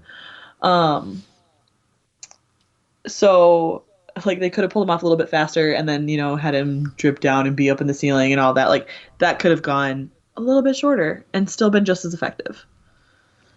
Yeah, Like this did not need, if it was going to have a 2 hour and 49-minute runtime, there was better ways to spend that time than some of the ways that they did. yeah, because at some point the scary drawn out scenes kind of the scene doesn't wind down, but your tension winds down, and it's not Yeah. so scary anymore. Like I get when a movie draws something out to make you uncomfortable to extend your feeling, but this just didn't do that. Like if that Yeah, was their purpose, they failed. Um yeah. yeah, so that actually I really was talking about some moments in there other than Stan Spider. When they walk in, I don't know what Richie says, but Bev says beep beep Richie, and I was so happy because they don't Oh, do it at all in the first movie until Pennywise is confronting Richie in the house in the room yeah. full of clowns. And I was like so sad that first time because I was like, beep beep Richie doesn't mean anything. There's no context for that in the first movie because you don't see any of the other losers say it to him when he's going too far. And so when Bev says it to him when they walk in the house, I was like, oh yay! Like I'm so I like it was a weird moment where it's like I'm so happy this is being used correctly.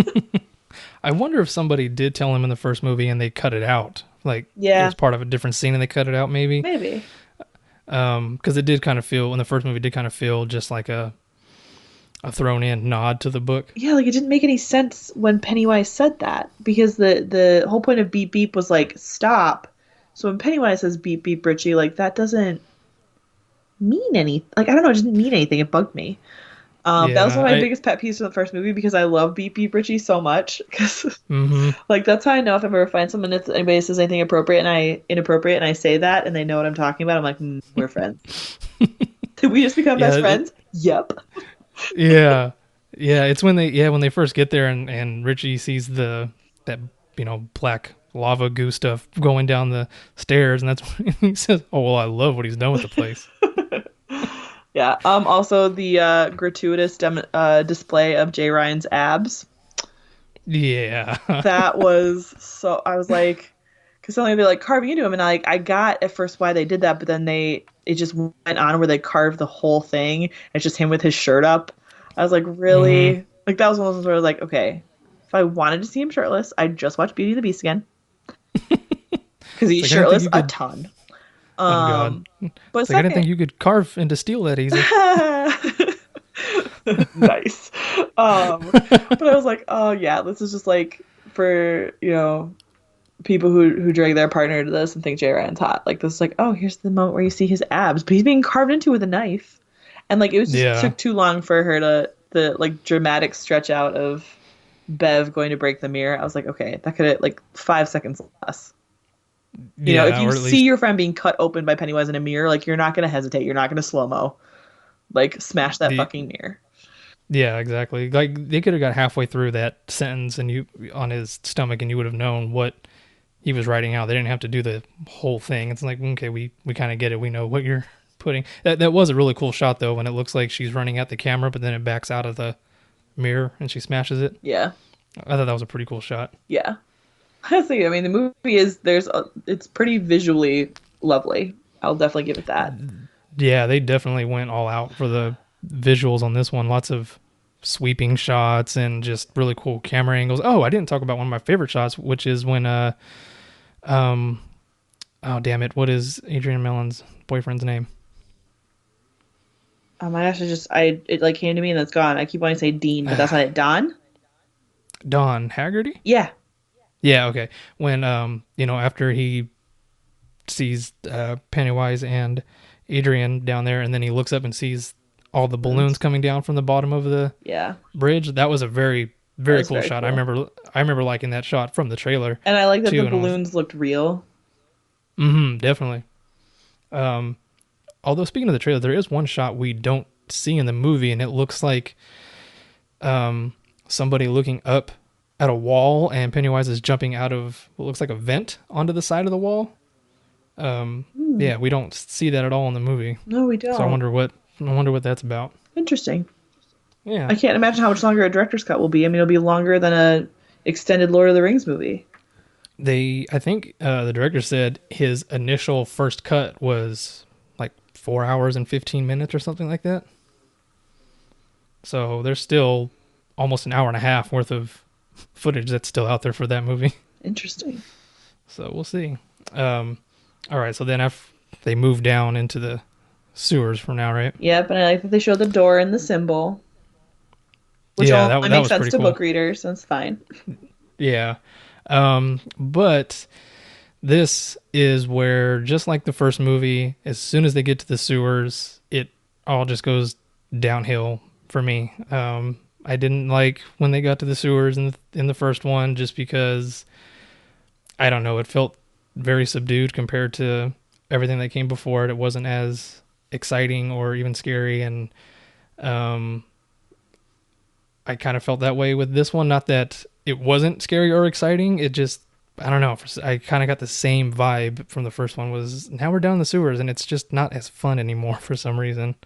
Yeah, I actually don't. though, when they get to the place where it landed, I thought that set was really beautiful. Like I was like, Yeah, they did a great job on they that. made it look very alien, and I liked that. Like I like that they actually ran with that, you know. Mm-hmm. Um, I think talking on the scene in order is silly because the whole ritual thing was really dumb, super dumb. Yeah. Again, a little bit racist. Just little, like let's. I honestly can't believe Stevie let them do that. Um, but again, like, oh yes, the ethnic people are going to save us. And Mm. then we found that they all died anyway. I Um, mean, maybe they were just trying to say this happened so long ago, and these are the people that were around at the time, kind of thing during that yeah, and when time. they did, how they did sort of like the Harry Potter thing, like they did with the Deathly Hallows, where they did sort of like the paper cutout puppets. Mm-hmm.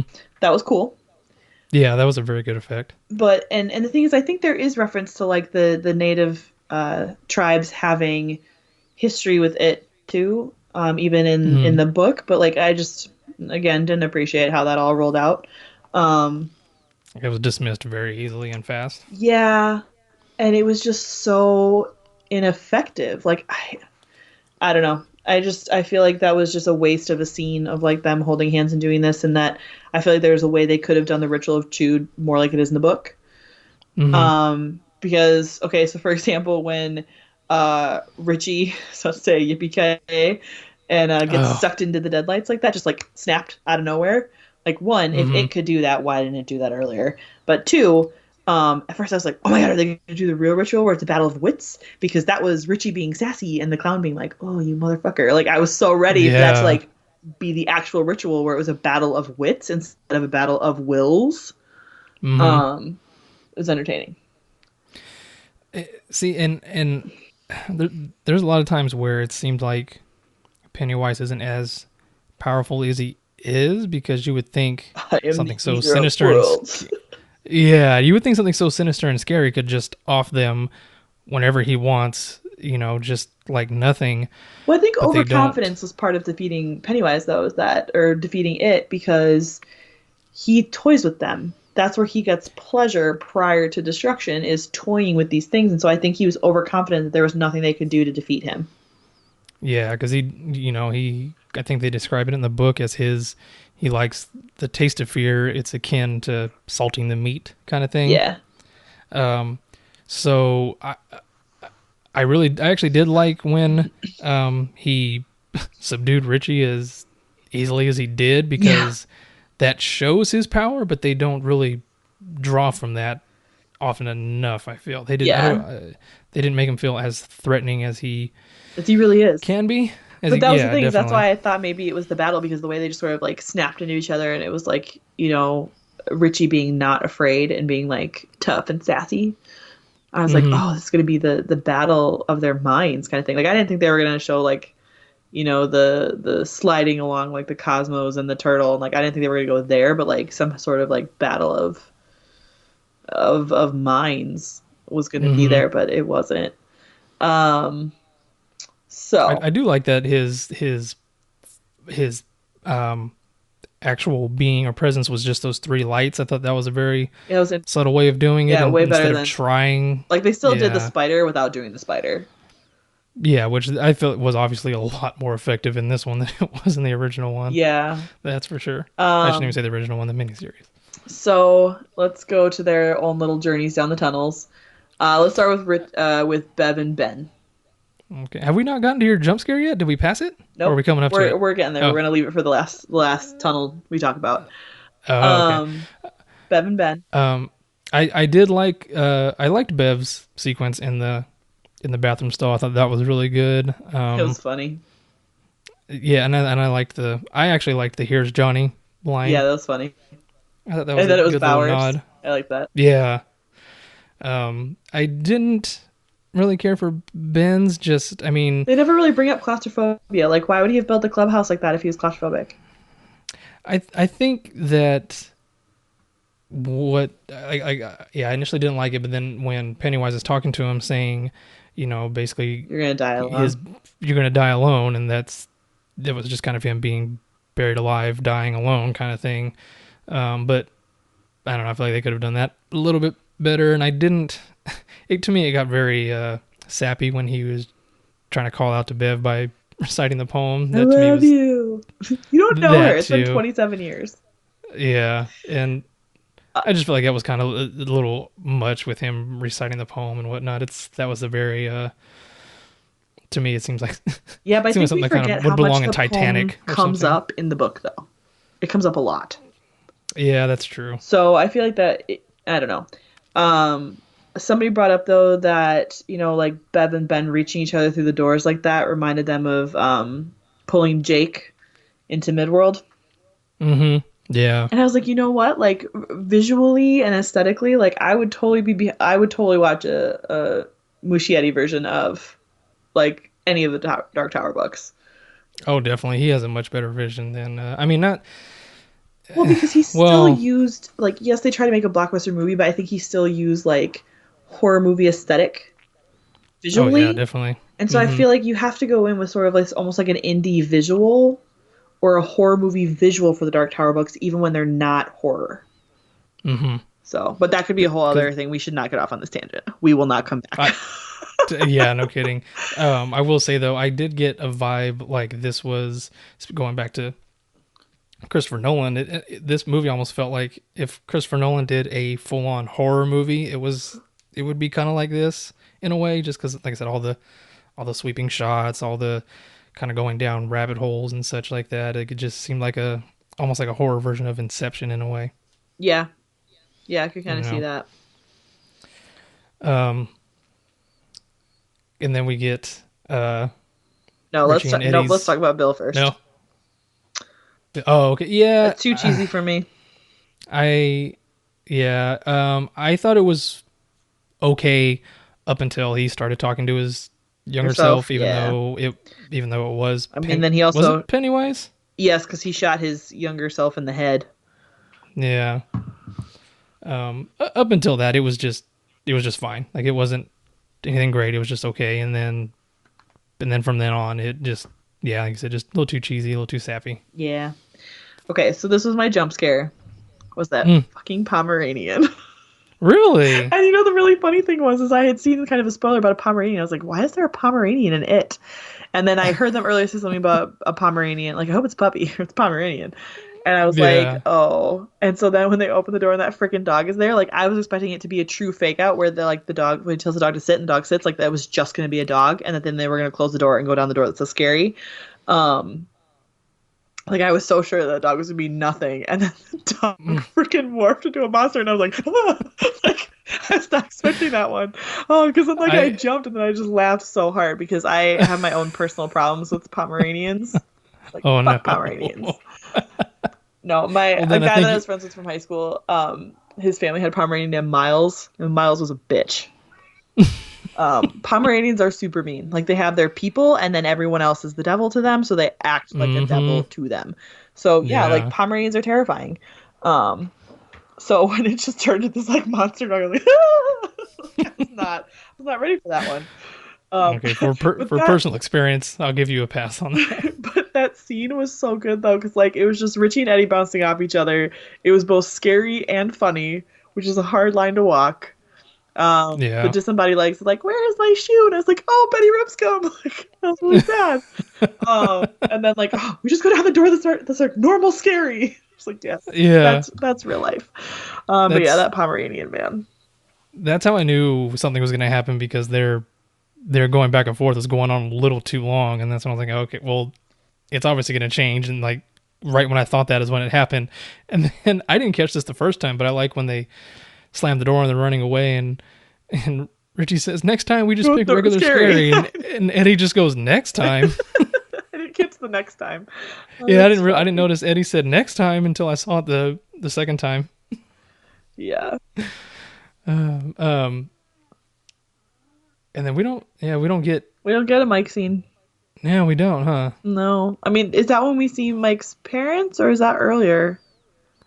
Uh, I think that's earlier when Oh, when he finds the book before he's attacked by Bowers. That's when we see that. yeah. I mean, at that point, So Mike's biggest fear and the thing that's freaking him out is that, like, he brought them all down here and now they're all going to die and it's his fault. So I kind of get and that.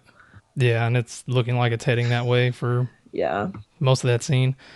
Also, and then, you know, when they finally face off with it again and their Mhm. plan, well, let's circle back to Eddie, but let's talk about their plan and how they're going to defeat it. It feels like it feels like this is how the 90s movie should have ended. Of there's other ways Mm, to make people feel small. yeah. Are you kidding me? Like I'm glad it was effective. Like when they're all just in there in a circle yelling "clown, clown, clown" was like both creepy and awesome. Yeah. And you know, oh, speaking of which, I meant to actually make this a note. I'm glad I remembered was there's kind of a whole theme, an overarching theme in it about bullying and whatnot, Hmm. and I felt like that Then they turn around was and become bullies. that, but also it's not necessarily them bullying the bully, it's them standing up to the bully. And you know, there's, you know, I've heard things of people telling kids like, if a bully's being mean to you, you stand up for yourself, and they won't mess with you because they're not expecting you to defend yourself. And so that's kind of where my mindset was oh, now they're defending themselves and fighting back, and he doesn't know how to react because they're no longer scared of him. Yeah, that's true. Like in the moment I really liked it. It was only reflecting on it later where I was like, now they're the bullies. Like in the moment I felt like, oh, now they're the bullies. Like they've become what they were fighting, but like it still was very creepy, and they stuck to it where they rip out its heart and squish it. Mm-hmm. Um, Unfortunately, I feel like I had a bad theater because this movie did have a handful too many jokes in it, and there was, I feel, kind of a tonal problem overall. Like, is it yeah, supposed to be a funny, scary movie, or is it supposed to be a in the scary, movie. funny movie Yeah. kind of thing? So when he shrinks and he leans back on the rock or whatever, when his face kind of morphs, like the theater just erupted laughing, and I was like, this isn't a time to laugh, people. Mm-mm. No, that was you not a time to know, laugh. No one in my theater I, laughed. yeah, I don't know if the whole theater erupted, but there was definitely audible laughing. But I thought that was cool that who did it? Was it Mike that reaches in and rips out his heart? I don't remember. I I don't think it I think was it Mike. it wasn't Mike. I do like that. Um, Richie being so pissed off over what just happened to Eddie. Finally goes and helps them out and just walks in and just rips one of his arms off like it was nothing because he was so pissed. I thought that was Hmm. really cool. I thought that was really good. Um, yeah, The maybe thing it is, was I Bill think that. in the book, doesn't he rip off one of the legs and they stab him with it? Oh, Like, isn't that maybe. part of how they defeat it to get into its heart? Because that's why they I started think talking about the whole so. thing is like the anything's governed by the rules of its form. Mm-hmm. I was like, oh, that like it can be killed by its own self. Like, I don't know. I wasn't sure where they were gonna go with that. It's not what I expected where they went, but like it's effective in the moment. When you're like swept up Yeah. in the story, it totally works. Like upon reflection, it seems really weird. I thought it was kind of even funny that when Richie goes in there and rips off his arm leg thing, they even cut to a shot of Bev, and even she kind of gets like wide eyed, like, "Whoa, holy shit!" Yeah, You know? Richie's pissed. Yeah, he was not happy, which none of us were. No, none of us were. Are we getting to Eddie, or are we waiting? Yeah, let's talk about Eddie. All right. Well, in the books, in pretty much in any version of this story, if Eddie isn't I think Ben is my favorite loser, but just as a character as a whole, I think Eddie's probably my favorite. Um, and the two times I've read the book, each time I get to Eddie's death scene, I always get very angry as I'm reading it, and then get very weepy after that. Yeah. Kind of the same thing happened. I knew it was coming, but as soon as it happened, I think I might have yelled shit because Yeah. I heard the whole theater gasp, which I was kind of happy about that they didn't either. I'm assuming they didn't know it was coming, so I was kind of happy that that was a surprise, even though it's not a surprise to any of us that have read the book or seen the miniseries. Yeah, I just love hearing him like the he brought back the idea that like if you believe it's powerful because like this thing kills monsters and he threw it. He's like, I almost killed it, and you guys are like, oh, because the thing is, and this will make sense the further we get into this conversation, I thought of the quote as he's dying. Like when that happened, he Mm-hmm. said, like I was finding the quote and I was like, man, because it's such a good Eddie moment, like in the book, because it's right after he decides to stand up to his mom and she's like, they're bad friends and there's no good friends or bad friends, like and I was like, Mm-hmm. man, and so like I'm thinking that quote and how much I love it and this is happening. And I was like, man, Eddie, like sometimes I forget how good you are. Like Yeah. when I read it for the second time, I realized how much I took in about Richie the second time around. Mm-hmm. Like Richie's moments where he realizes that he loves his friends and he loves Bill for someone who hides behind humor and uses humor so much. Like, that's deep. But man, like Eddie is such a sweetheart, like a Yeah. little squished down sweetheart. And that just made it so sad. Like, it was hard. Like, Yeah. I teared up, a few tears fell when Eddie actually died Mm-hmm. on screen. So I was like, okay, I'm gonna be upset about this later. Little did I know how really truly upset I was gonna be. Like we get to credits and I'm like crying and Joey's like, "Do you want to go?" And I was like, "I need a minute." um, yeah, I that's was doing I was gonna say I was doing fine up until they had to try to pry Richie off of him, and he keeps yelling at them that I can't leave him. And then they get up top, and he's still trying to run back in there after him. And then when he breaks down, when they're in the The quarry. quarry I like lake that they went thing, back to that yeah, visual of that them all was in the pretty quarry cool. together. I like that. See, that was another part that bugged me that I had a bad crowd, or maybe it's attributed to the tonal inconsistencies in the movie. Was when um, Richie first started crying, the theater started laughing because I'm assuming I don't know why they thought it was a joke, but he lets out his first little weeping sound, and they all they kind of just chuckled, and I was like, this isn't a funny moment. That is a fun moment. I And love that. I love that they circled back to that and then all of them like talked about Richie like they remembered him for a minute. Like that was really nice. well, yeah, but when Richie starts crying, that's when they started laughing, and I was That's like, weird. that's not a time to laugh. Like I'm assuming it's just maybe because of the weeping sound he made, but still, it's like it's not a this isn't a moment to laugh. That's when it got me. Like I was already Oh feeling yeah, I sad definitely cried a little when more then too. yeah, when he didn't want to leave him, and I was like, okay, we're fine. And then they started talking about him in a very like happy way, but then Richie broke down crying, and I was like, oh shit. Yeah.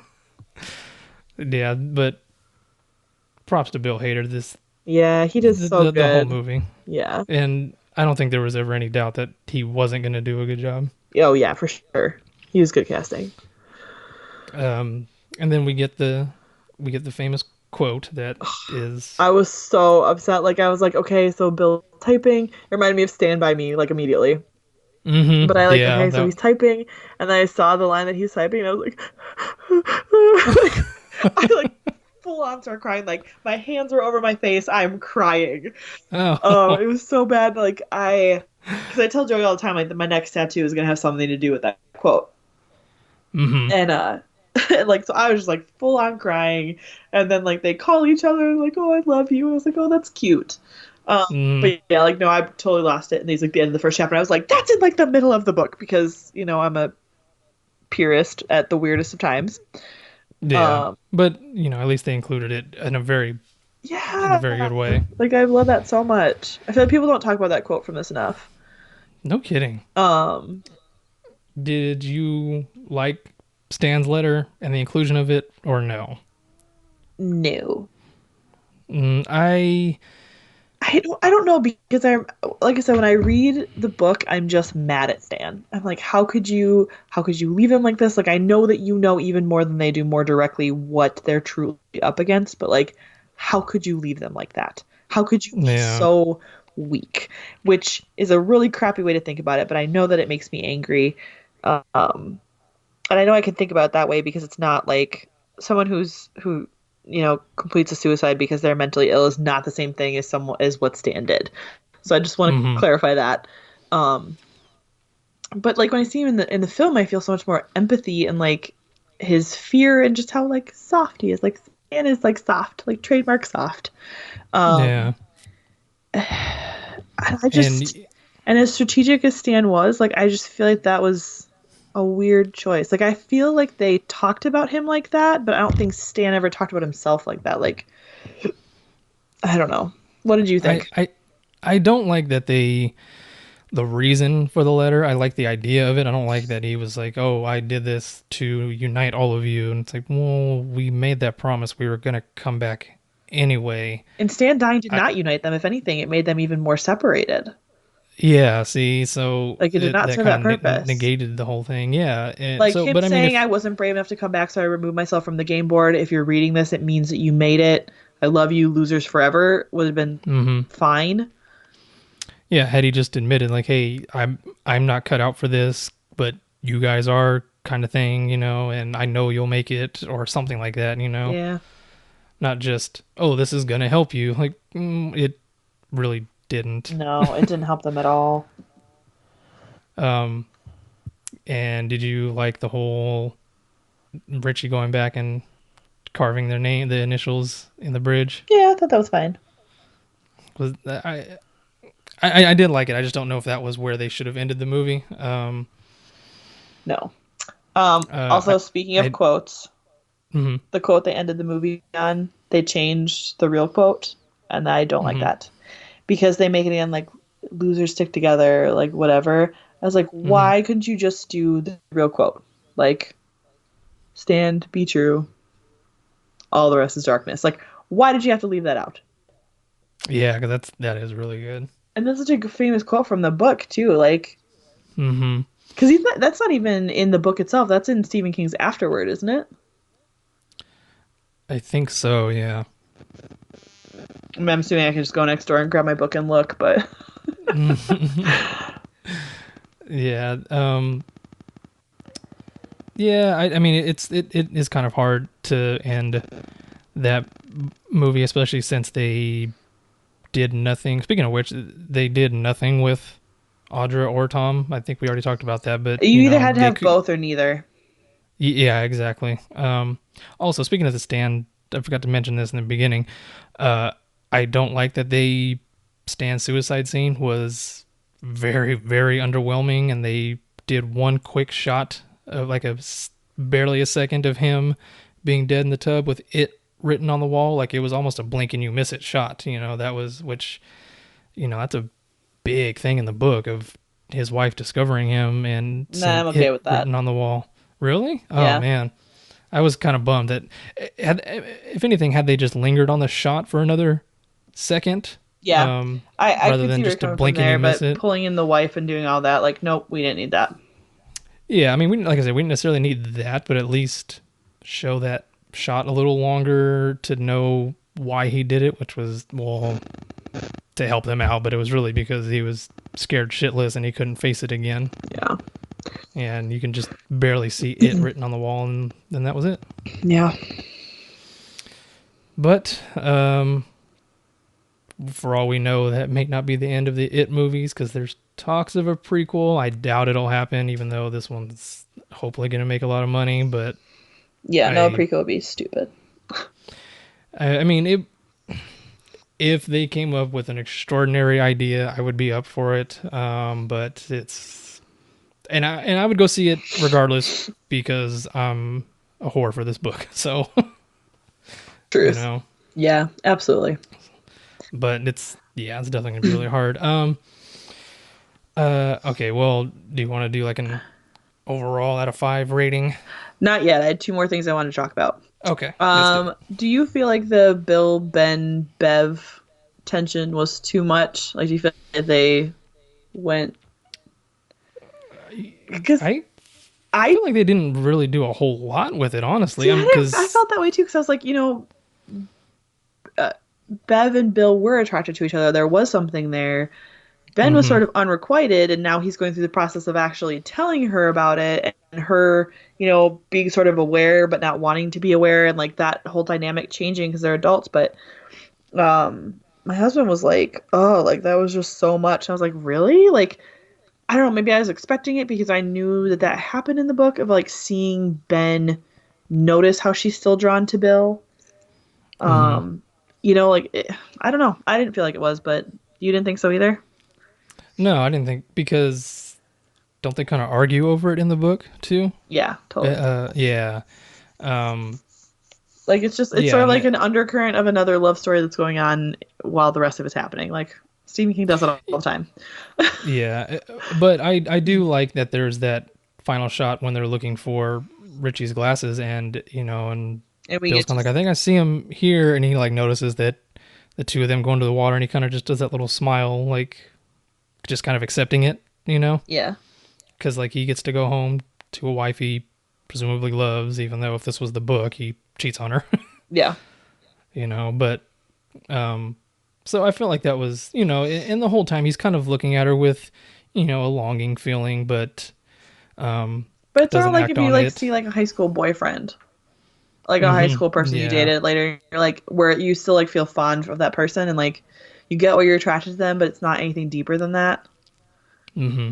Um, Um, the other thing is how did you feel about Pennywise in this visually or from an effect standpoint? Kind of the same way I felt in the first one. Like there's no denying that Bill Skarsgård performance wasn't top notch. But like the first one, I felt like the more you saw of him, the less menacing he became. I think I think to me his scariest scene in this whole movie Under was the Bleachers.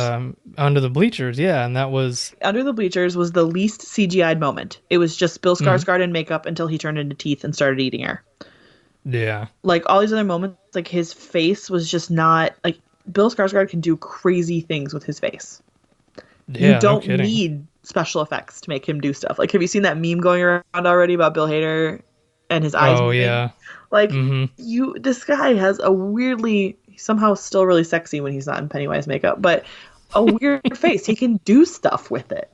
So Yeah. the fact that I don't know, they kept making Pennywise like really big or his face doing weird stuff or like all these things that you knew were digital was really kind of disappointing. Like I thought Pennywise was pretty decent in the first one. I was Yeah. kind of disappointed in this one. Where I was like, I could see the effect more than the menace. Yeah, I get that. Like, I felt like when he was taunting Ben in the school, when he comes out of the locker, I felt like that should have been much scarier, and not to knock Bill's performance. It was just the portrayal of Pennywise, like the way they made him in that scene wasn't Like I could probably very menacing. close my eyes and hear his visual performance and or his verbal performance and imagine something scary that was on screen. Yeah. And yet somehow, circling back around, I still felt good when I left and I still liked it. And I will watch it again and I will still have positive feelings about it. Oh, definitely. Well, because I think there's things that are just funny, but the dynamic between the adult actors, I feel like was definitely there. Like seeing them laugh together and make jokes, like how good their vibe was in the Jade of the Orient scene carries over so much goodwill for the rest of the movie because you see all these little like in jokes and attachments and how the last thing Eddie says is "I fucked your mother," Yeah. like just that stuff. Like I don't know, and there's just a lot of like weird little references to the book all over this one. Like I feel like in the first one they were trying to make a movie of a book some people have read and now they're like okay we know the fans are going to show up so let's throw things in there for the fans. hmm I don't know, what do you think overall? Overall, like I said, other than the tonal inconsistencies they had, it was too funny at times, not scary enough at times. Like I said, it didn't know if it wanted to be a funny, scary movie or a scary, funny movie. But the good in this definitely outweighs the bad. Everyone's performances were good, even if the treatment of the characters wasn't as good as it could have been or should have been. Um, and then too much CGI aside, too many jump scares aside, um, the it was very good. I don't think it was as good as the first. The first I Mm-hmm. feel like might go on to kind of be a modern classic in a way. Mm-hmm. Mm-hmm. It's like a horror version of Stand by Me, and we all know we don't care who you are, you love Stand by Me, and that's Sure. going to stand the test of time. Mm-hmm. Whether chapter one stands the test of time, I don't know. I definitely could stand for this being our it, and we don't get anything else from it for A while. no other adaptations for quite a while. Yeah, maybe we'll be Uncle Stevie's age by the time the next one rolls around. Yeah, in our 70s sounds good. Yeah. But yeah, the good definitely outweighs the bad. It was a very valiant effort for a book that should have been almost impossible to adapt for, not only for its length, but just its interweaving timelines and so many stories going on at once, and just yeah. Yeah, I would agree with that. Like I think they for what is possible, I think they did very well. And I think they did try to be true to the core of the story. Yes, definitely.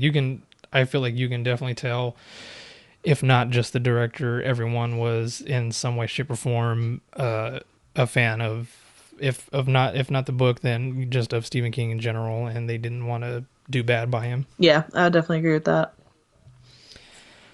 Um, well, as to not copy the Losers Club podcast where they give their ratings on a scale of Red bright red clown Pennywise noses. clown noses, maybe we'll just do some red balloons maybe on this one. Yeah, I would say 4 red balloons out of 5. Yeah, that's probably what I would give it to. And I only because I probably gave the first one four balloons and a half deflated balloon. Four balloons Uh, and a string. yeah, only because, like I said, I didn't care for as soon as they got down to the sewers. Everything up to that point was just uh, close to perfection. That is as you could get for uh, adapting the book. Hmm. Hmm. So yeah, I think for us a very solid four. Obviously, because I went and saw it again the very next day. It's not like You know, I I saw your story on Instagram and disliked I was it. like, you son of a bitch. I didn't even be able to see it once and you'd seen it twice. I wasn't really planning on going the following day, but I had to be up. I had to be up for work at 4 a.m. today, and I was like, I don't know if I want to go watch a 3 hour movie in the middle of the day because then I'm kind of just waiting around to go see it, and then when I come home, I just have to go to sleep. So I was like, maybe I'll just go the next day. That way, I have that whole following day to just relax. What did V think? Um, I think she kind of felt the same way. She probably give it a 4 out of 5 as well. Because her and I were bouncing off each other. We've been bouncing off each other for the past couple of days about it. And she was like, "Shit, we need something to record this where we don't have to just go sit in the office on the computer." Uh, but I think kind of the same, pretty more or less the same thing. Definitely like the first one better, but that this one was probably just under par with that one. Yeah, I would say that. I mean, everybody I've talked to were like, well, these are inconsistencies or things we didn't like. I mean, for most part, everybody I went with was fairly satisfied with it. Mm-hmm. So have I told you the story about how we ended up seeing the first one? I don't think so. Okay, so when we still lived in Illinois, Joey had a group of friends who would go to the movies and stuff, and so randomly like, "Hey, they're gonna go see it," and I was like, "Yes, we're going. We're gonna go see it with them." And so then Joey and I ended up sitting by ourselves because our friends were late and the theater was completely packed. It was the night it came out, and I didn't know Joey was afraid of clowns until about three-quarters of the way through the movie when I happened to look over at him and realized that he was covering his face. Oh He was just shit. straight up terrified. So after we met up with his friends, and our friend Brayton is like the person who's most excited about it. I'm slowly getting him to read Stephen King books. It's very exciting. Um, but we made this joke about how we're gonna like go and we were gonna make Brayden come up and go with us, and we were gonna hide behind his biceps because he's a very muscular person. But so I was surprised Joey even agreed to go at all. That he even wanted to go with this movie. So I'm still shocked that he made it through it. Was mostly okay. There were a couple moments where he was just like, oh, I know something bad's happening. I'm just gonna cover my face. I'm really proud of him for making it through it. So I'll be curious to see what Braden thinks. He's the only person I haven't talked to yet who I think has seen it. That I saw the Hmm. first one with, and so he's the only person who like I care about their opinion about this movie who I haven't talked to yet. Yeah. So Which it seems like the consensus for um, reviewers or casual moviegoers and constant readers alike all agree that it's it is good. just not as good Maybe as the not as first good one. as maybe not as good as the first, but Well, because I think the it's first one was nowhere so near. unexpected.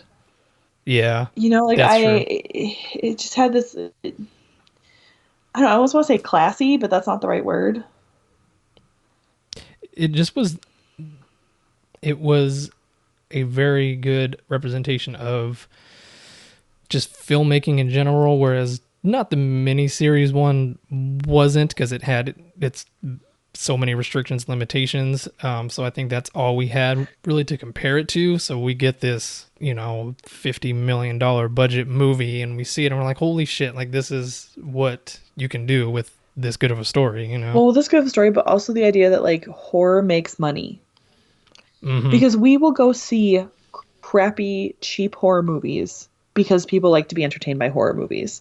So if you actually Mm-hmm. invest the time and treat them like they are a mainstream film, like they are a blockbuster, like they are a big deal, that investment pays off, and you can make movies that aren't just cheesy cult hits.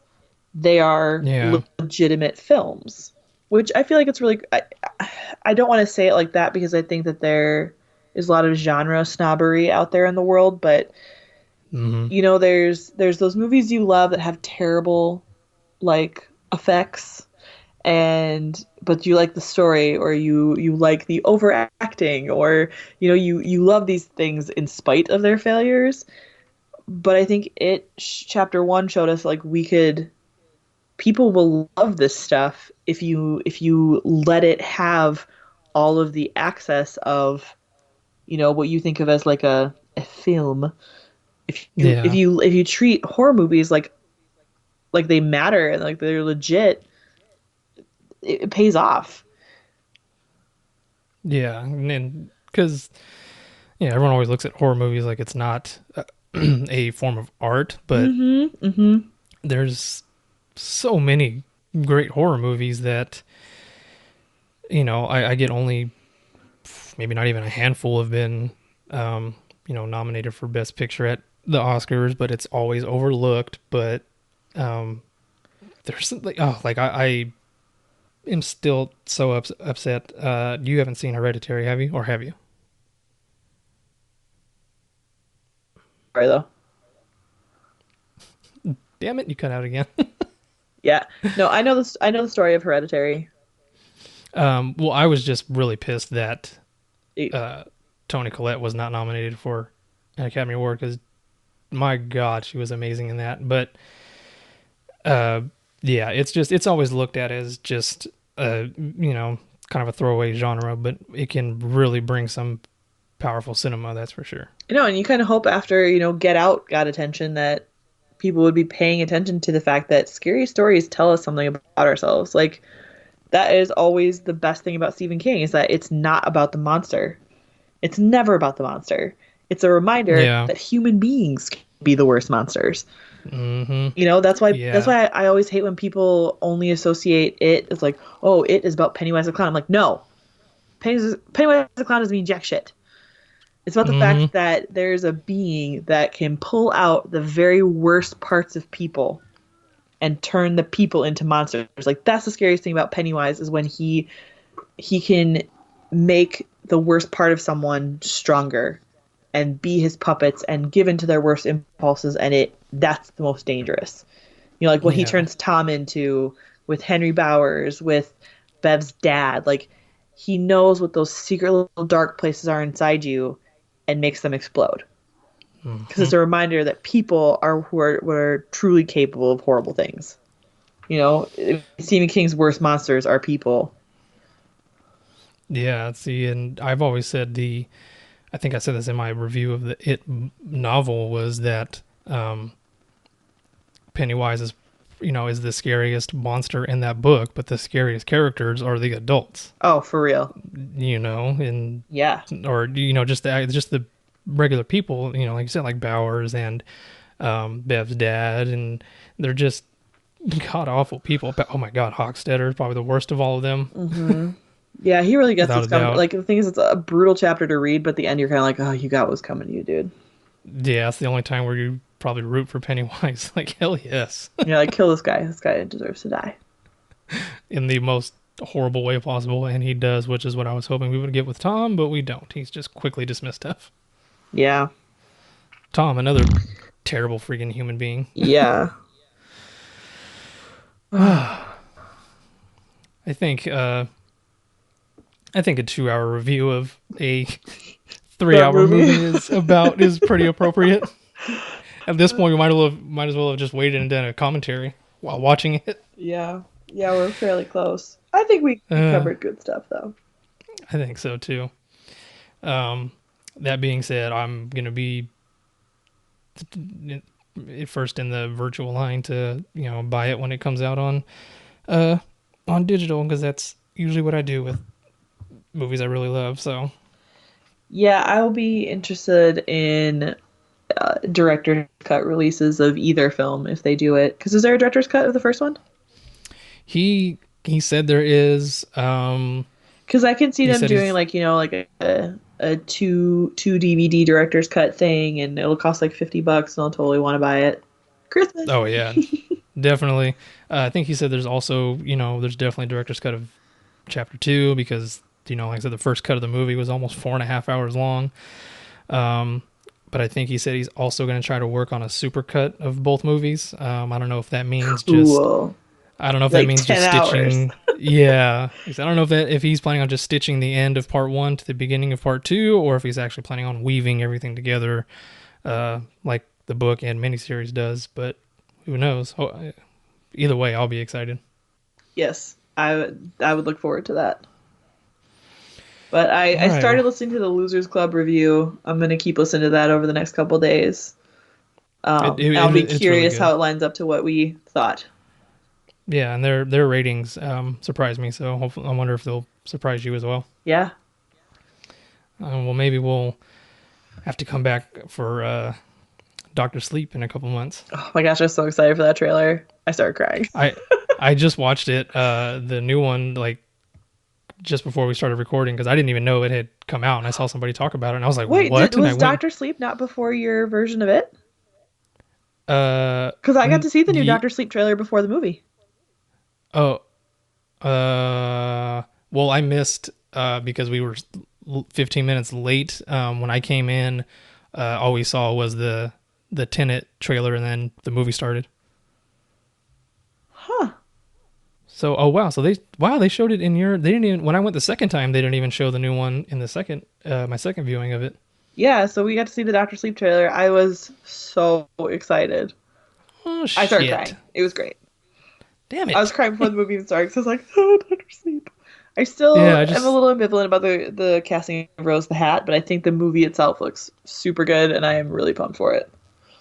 I kind of want to reread the book before it comes out, but I don't think I will. Maybe I'll Eh. get it on audiobook and see. Not a fan of the book. I feel like I read it so recently that I don't really need to. Like, I might skim back through, but I think the major plot points are pretty stuck in my head. I can't remember if I read it at the beginning of this year or beginning of last year. I think it was beginning of last year, but Well, because we did a read along after we did The Shining. oh, that's right, huh? Oh yeah, and I bailed out because I had just finished it like a few weeks prior, so that's why I was like, oh shit, I don't need to reread it again a few weeks later. You ditched the fam, Brad. I know. Well, Yeah. that was definitely fun, and it's gonna be a great rest of the year for King because we'll have Doctor Sleep. We're gonna have Creep Show towards the end of this year. Castle Rock next month. We have Mr. Mercedes this month, which I still need to finish season two. I kind of abandoned it because it wasn't as good as the first, but it's still pretty good. Yeah, I have to fit Misery in there somewhere because I feel like I can't watch Castle Rock until I finish it. Mm, did you finish it? No. No, the Uh, books makes me very uncomfortable.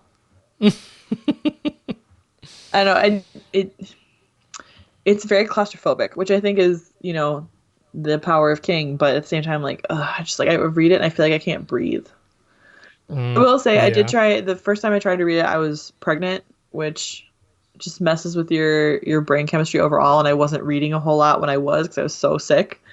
Um, yeah. so I'm curious how I'll feel about it now, and if it'll feel different. So I do want to try. I'm probably gonna finish this month's TBR with a little bit of room. So And it's a fairly short book, yeah, uh, minus the misery chapters. It's really good.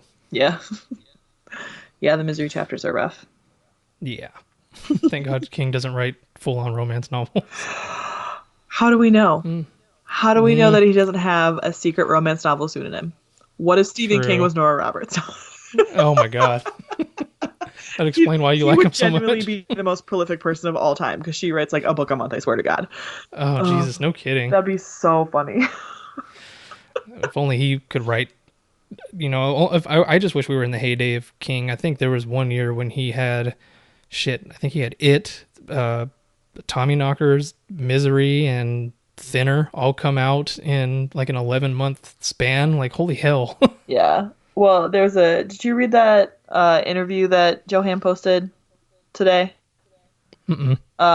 Somebody interviewed Stephen King, kind of asked about the Institute and said, do you feel like it's reflected American politics right now? And he said that he had finished writing the Institute before Trump was elected. And I'm like, man, he's got to be like, publishing has to be like 5 books behind him or something, Yeah, no kidding. because even then, like when he finished stuff, he's like, he finished things, and then like 3 years later they come out because the schedule of releasing Stephen King stuff is just so crazy. Yeah, I just don't get why we can't be back in that era of him doing 3 or 4 a year, where now we get one a year, or one every 18 months or something like that. Well, Minus I his little novellas in between. I kind of get why publishers would do that though, because if publishing is dying, he's pretty much like like two or three tripod legs holding them up. Yeah, that's true. So they got to kind of draw it out. Yeah. Okay, well, the cat is reminding me that I was supposed to be in bed a half hour ago. All right, we gotta listen to him, otherwise it's gonna be hell for you over there. Yeah, because he's like ready to crawl up and sleep on my face. So, and All the right, baby well, stayed asleep the whole time, so we're very oh, successful tonight. there you go. Well, thank you for joining me for over 2 hours worth of reviewing a 2 hour and 50-minute movie. So, Exactly. Until next time. until next time.